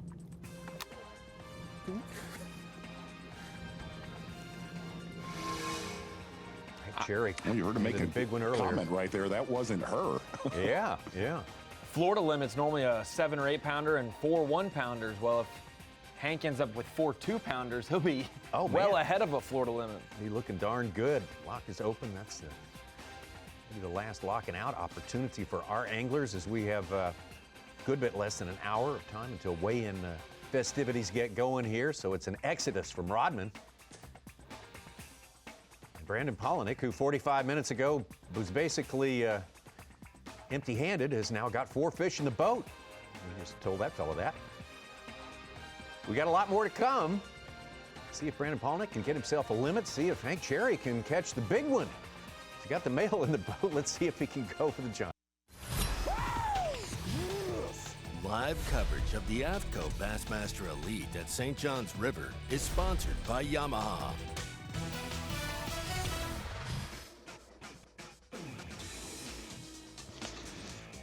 AFTCO Bassmaster Elite on the St. John's River. First day of the year for the Bassmaster Elite Series. A shortened day, fog delay, and we've been following a lot of stories for you out there today. One of them, that man right there, Brandon Pollanick, who had nothing in the live well not too long ago, has been able to put 4 keepers in there and see if he can complete that mission. We just saw Clark Wendlandt. Yep. Take Clark off Wendlandt out of just there. went past him right there. Right now, we're going to get into some bonus coverage right now. B&W Trailer Hitches with Brian Schmidt. And Brian, I know you don't have much time left to fish here, but clue us in on what's been going on with you today. What's been the high point of your day so far? Well, you know, the last afternoon of practice, I had a couple bites. Other place, I was kind of excited. You know, in Florida, all of a sudden they pull up. You know, and I think with me being really rushed today with the delay, I didn't fish it thorough as I would like, and I left there pretty quick with nothing. I had 3 bites and missed them both, and I made a little move to a deal. I had 1 bite in practice, and I've gotten lucky, gotten 5 in the boat. Around really quick, and that's what's going on. Hopefully, we could get maybe 1 more, and then we're gonna zip back to weight. Brian, you've got an amazing history on the Potomac River, yet you also have really good history in the state of Florida. What's the connection of why you've done so well in this state? Typically, Mark, it's because there's grass. Unfortunately, you know, there's none left here, but being from the Potomac, you know, I know what they do when the grass leaves a little bit, and this being tidal, you know, I'm pretty comfortable. But typical Florida is just because there's grass. You know, if there's grass, I'm a happy man. Brian, tell us about your game plan for the entire week. I know you probably approach each tournament with a 4-day plan. Tell us give us some hints as to what's going to go on with you tomorrow. So I was really hoping to save where I'm at now, but like I said, I got another deal that I'm hoping tomorrow, if we don't have a fog delay and we get a full day, that I could calm down and really, really fish it good. Like I said, I had a few nice bites in it, you know, the final afternoon. Usually that means they're coming. And I don't know if I was just rushed or whatever, so I'm going to start on that. And then if need be, I'm going to fish a couple other places that I got. They're all spawn related. Everything I'm doing is spawn related. Nothing offshore, you know, for me this week at all. Brian, we've seen it on this body of water before. Do you feel like it's potential that this is one of those tournaments that there is more coming throughout this event? 100%. I'm a little surprised in the day. I thought it was going to be, you know, really, really good. I'm sure it was for some guys. I definitely feel like if everybody gets to fish a full day and they get to really calm down, there's going to be some really big weights to come. And I definitely feel like there's more coming. I mean, I got 67-degree water, you know, a moon today. They're definitely, there's more coming. I'm pretty sure that they haven't really spawned good on this system yet anyway, because like I was just down Toho last week and they hadn't really done it there. We're a little north of Toho here. So definitely, for sure. Brian, what you were talking about, you mentioned it, we've been talking about it all day long, the fog delay and how it affects a guy. What do you lose when you miss out on the first 3 hours of fishing on any day, and specifically on a day on the St. Johns River? You lose your peace of mind for sure. You know, like I don't know about everybody, but a lot of guys I'm sure are making a pretty good run, and if it doesn't work quick, you can get uncomfortable and start to spin out a little bit. You know, that 8-hour day, it allows you to sample a couple things and, you know, you can calm down, but it puts the pressure on you, man. Like, there's no way to describe it. I felt it today, and I know I fished way too fast where I started, but we'll find out tomorrow. Are you seeing these fish, Brian, or are you just kind of blind sight fishing? Nowhere that I'm fishing am I looking at them. I'm not good at that. I know I'm not good at that. So I based my practice on fishing for spawners I couldn't see. You know, the first day I tried to, you know, shell bait, all ordeal, and then I saw the forecast. And I'm like, I'm scared to go do that with the belief they would be leaving to go spawn. Brian, you mentioned that you've got experience dealing with places where the grass is there one year, not there the next year. What are the places that you look for when you come back to a place and that grass that you sort of leaned on is just not available anymore? I think sometimes it's as simple as knowing what it was, you know, knowing the habitat, you know, this is where the most of it was, and then, okay, it left, so where can that population of fish go? And sometimes it's as simple as that. Like on the Potomac, in the fall, the grass starts to die, and they just go to the first available piece of structure, you know. So I don't know if the population still really when the grass was here, but we luckily turned our day around a little bit here. What would you like to find a little more of before this tournament gets too much farther? Like to pull into my starting place tomorrow and they act like they did final even in practice, and I will be a happy man. All right, well, good luck making that happen, Brian. Thank you so much on a short day for your precious time, and good luck. See Brian at the weigh-in coming up at 3 o'clock today here on Bassmaster.com. We're going to catch ourselves another break here. What is that? Maybe we'll find out when we come back from the St. Johns River. Live coverage of the AFTCO Bassmaster Elite at St. Johns River is sponsored by Yamaha. One more half hour of coverage here for Bassmaster Live on this first day of the season. It's Elite Series event on the St. Johns River. We got a brand new leader who didn't have a fish until afternoon today and only has 4 fish right now. But 3 of those fish are 5-pounders plus, and that is the veteran Gary Klaus. So Gary doing a fantastic job out there in the afternoon. After a fog delay in the morning and everything else, man, that's getting after it. And I mean really getting after it, considering it was noon before he caught his first keeper. So taking that lead away from Carl Jochimson. Take a look right now at some of the fish catches that really caught our eye today. We'll start with Hank Cherry. Man, oh man. Well, we got one right now.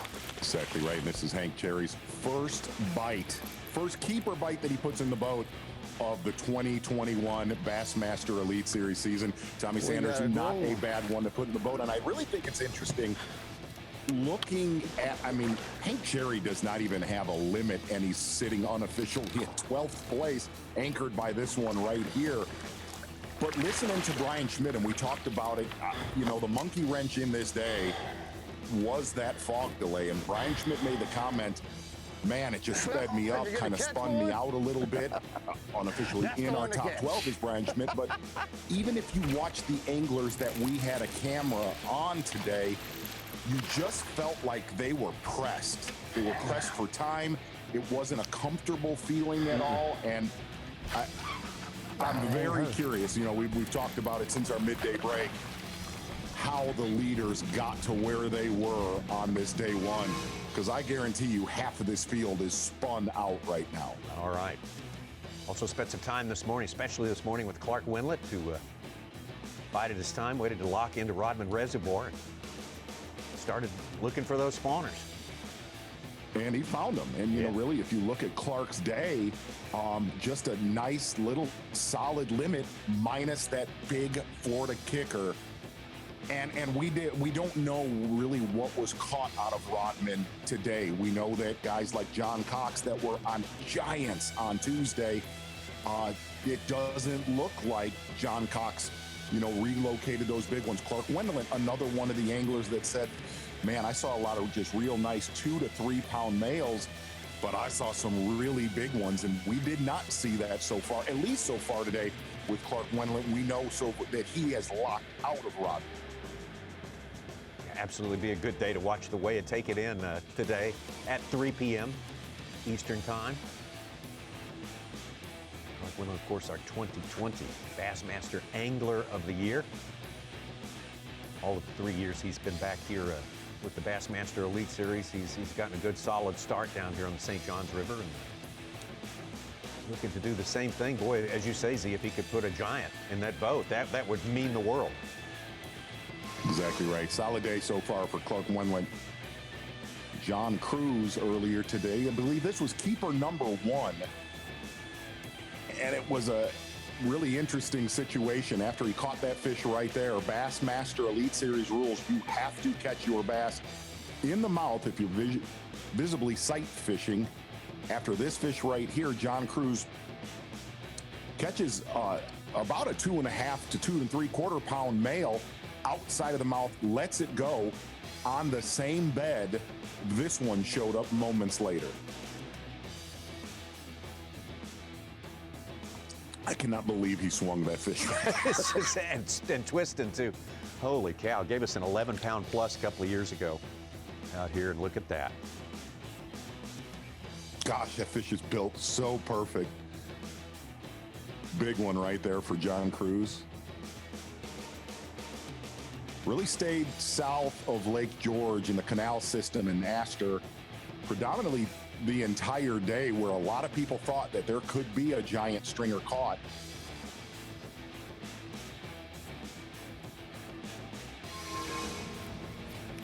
Started the day with Patrick Walters as he waited patiently to lock into Rodman, and then once he got into Rodman, he was able to find a keeper. You know, looking at this keeper right here from Patrick Walters, and he's sitting on a very solid limit. How about that? Okay. I throw it to you, just gotta get started sometimes. We'll double check. Will we see?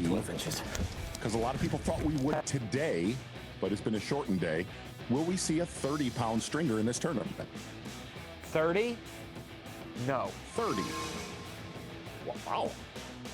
Answer is no. Cliff Prince, definitely one of the favorites, a perennial favorite here, as he lives in Palatka, knows every inch of this vast fishery. It's come mighty close, plenty of times. I mean, Z, if somebody's going to catch 30, like, I vote for Cliff Prince, but, I mean, I don't think that 30's going to happen. We're going to have any 20-pound bags today? Number 2. Bingo bango, yes, we are. Yeah. Gary Klaus just got his limit, a 4-pounder. He's over 20. I'm going to say we see 2. I say we see 2 20-pound bags today. We're going to need bigger ones, but we'll take those right now. Pollanick, we get close watch on him because it was kind of puzzling to figure out how he was without fish with a couple of hours to fish, or an hour and 45 minutes to fish, and then he got to work. Got to work, really been kind of throwing a jerk bait almost all day today. Kept the shallow ones honest for about a half hour to 45 minutes. Really everything Brandon Pollanick has put in his live well, it's been the last hour. See him fishing below the lock here in Rodman Reservoir.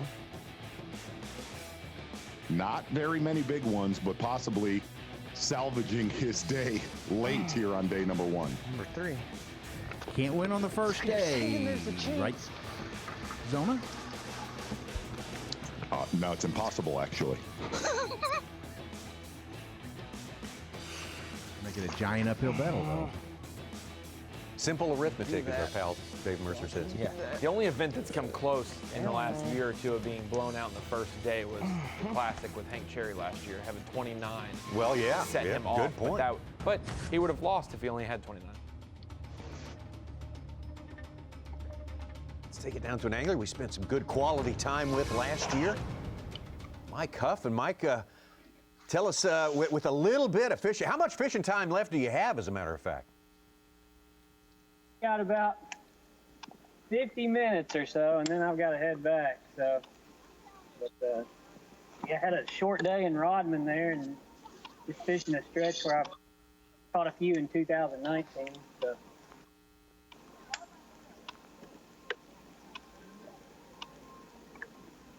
Well, why did you choose Rodman, and how did it go in Rodman today? I had a rough practice, and I went in there and honestly got probably the most bites I had, anywhere else, and just figured I'd go there. But I got some lucky bites today, Tommy. I caught one, right before I came back through the lock. It's my biggest one, and then, I got hung, and I went up to get it, and there was a 4-pounder on the bed. So I've had really good luck today.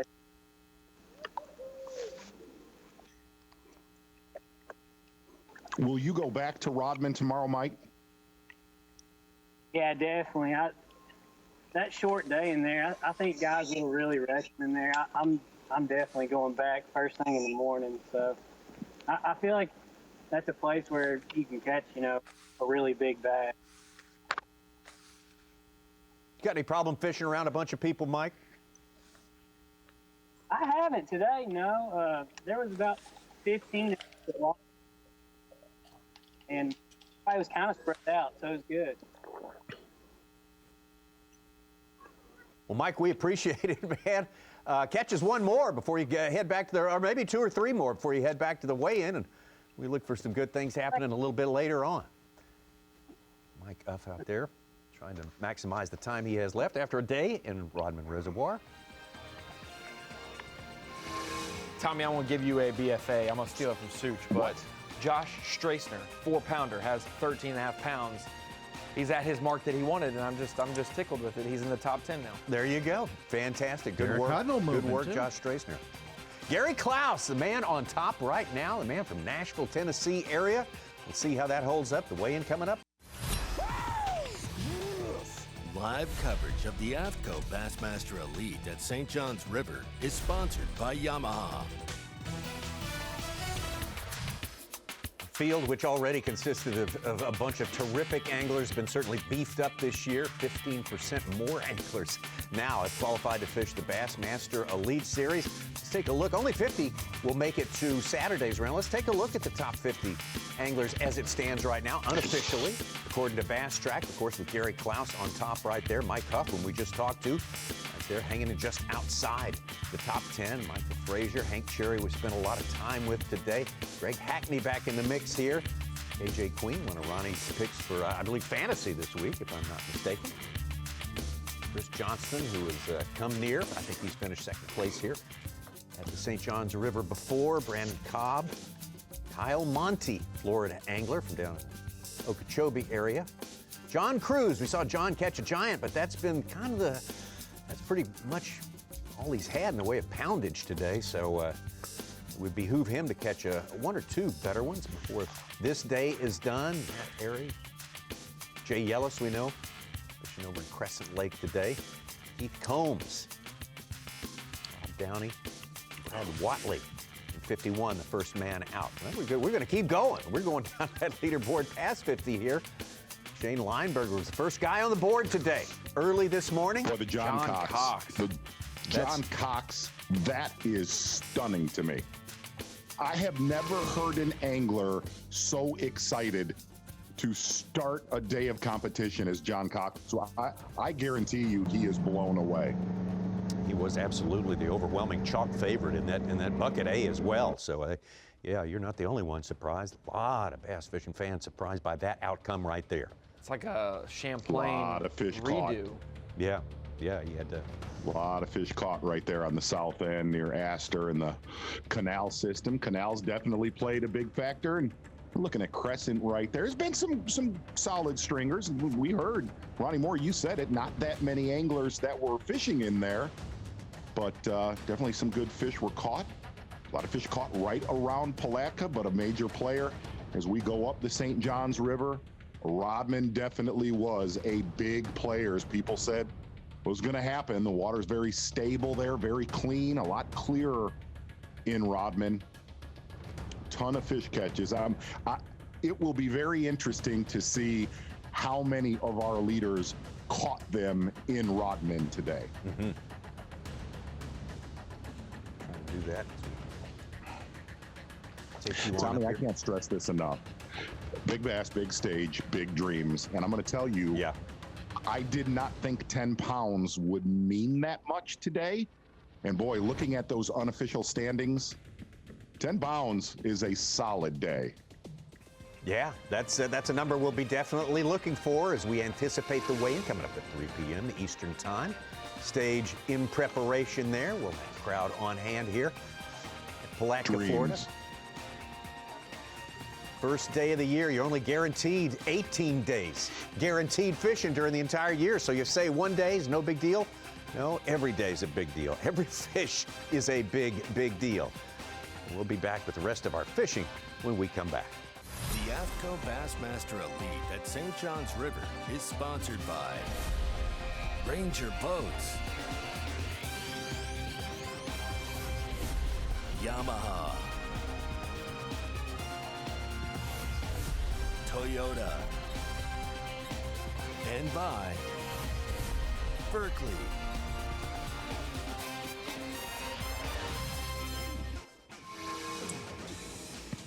Final few minutes of competition here on day number one. The only anglers really fishing now, the ones who have knocked out most of their return trip to Palatka for the weigh-in, which is imminent.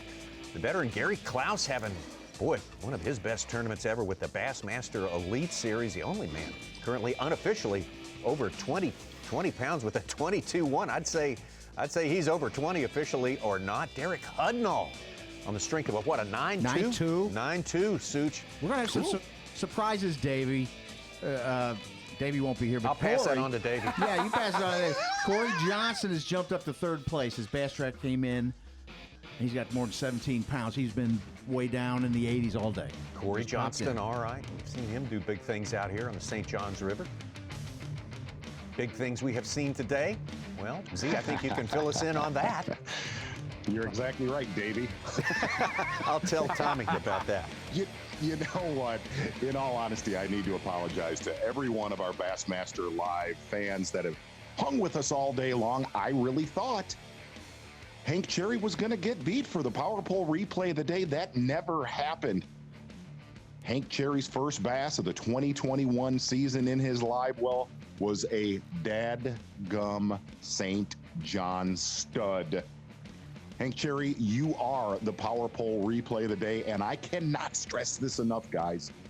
Boy, we have seen shifts in the leaderboard, really the last 30 to 45 minutes. We knew the warmer the water got, the better this bite was going to get.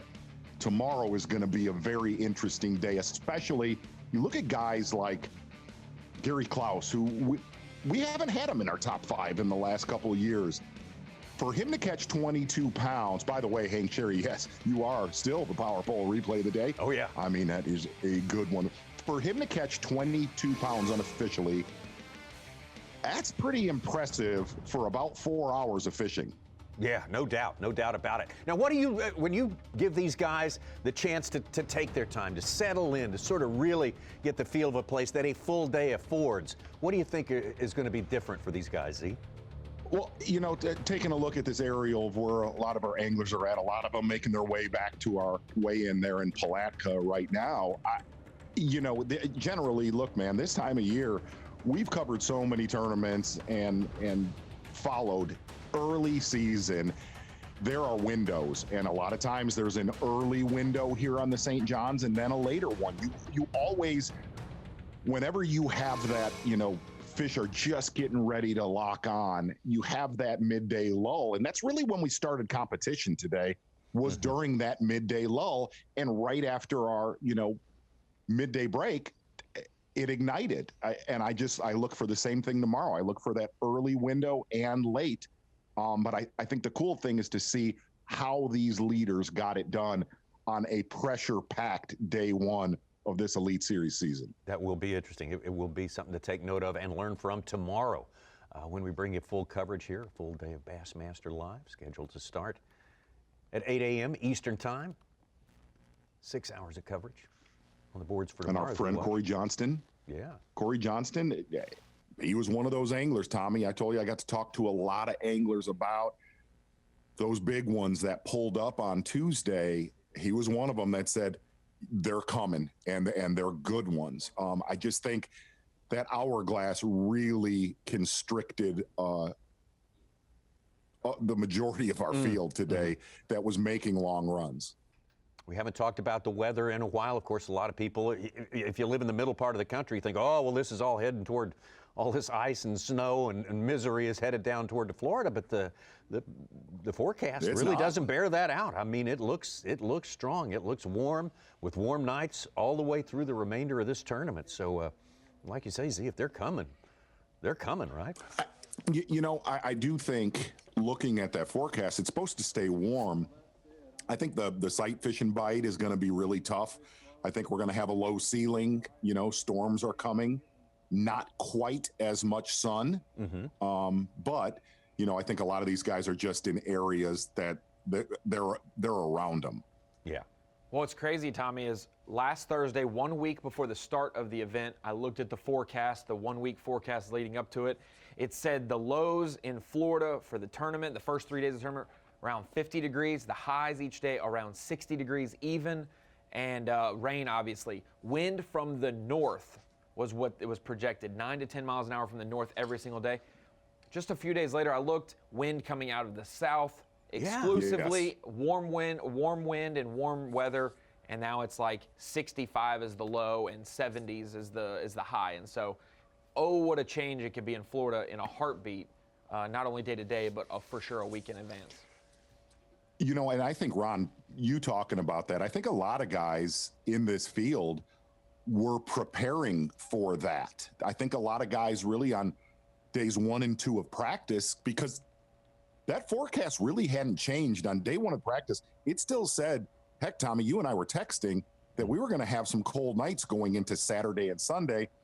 And I think a lot of anglers, they were preparing for that jerk bait, that bladed jig bite with the storms that were coming. And I think when it switched to exactly what you're saying, warm night, south wind, man, I think that threw a monkey wrench into the way a lot of guys practice for this on days 1 and 2 of practice.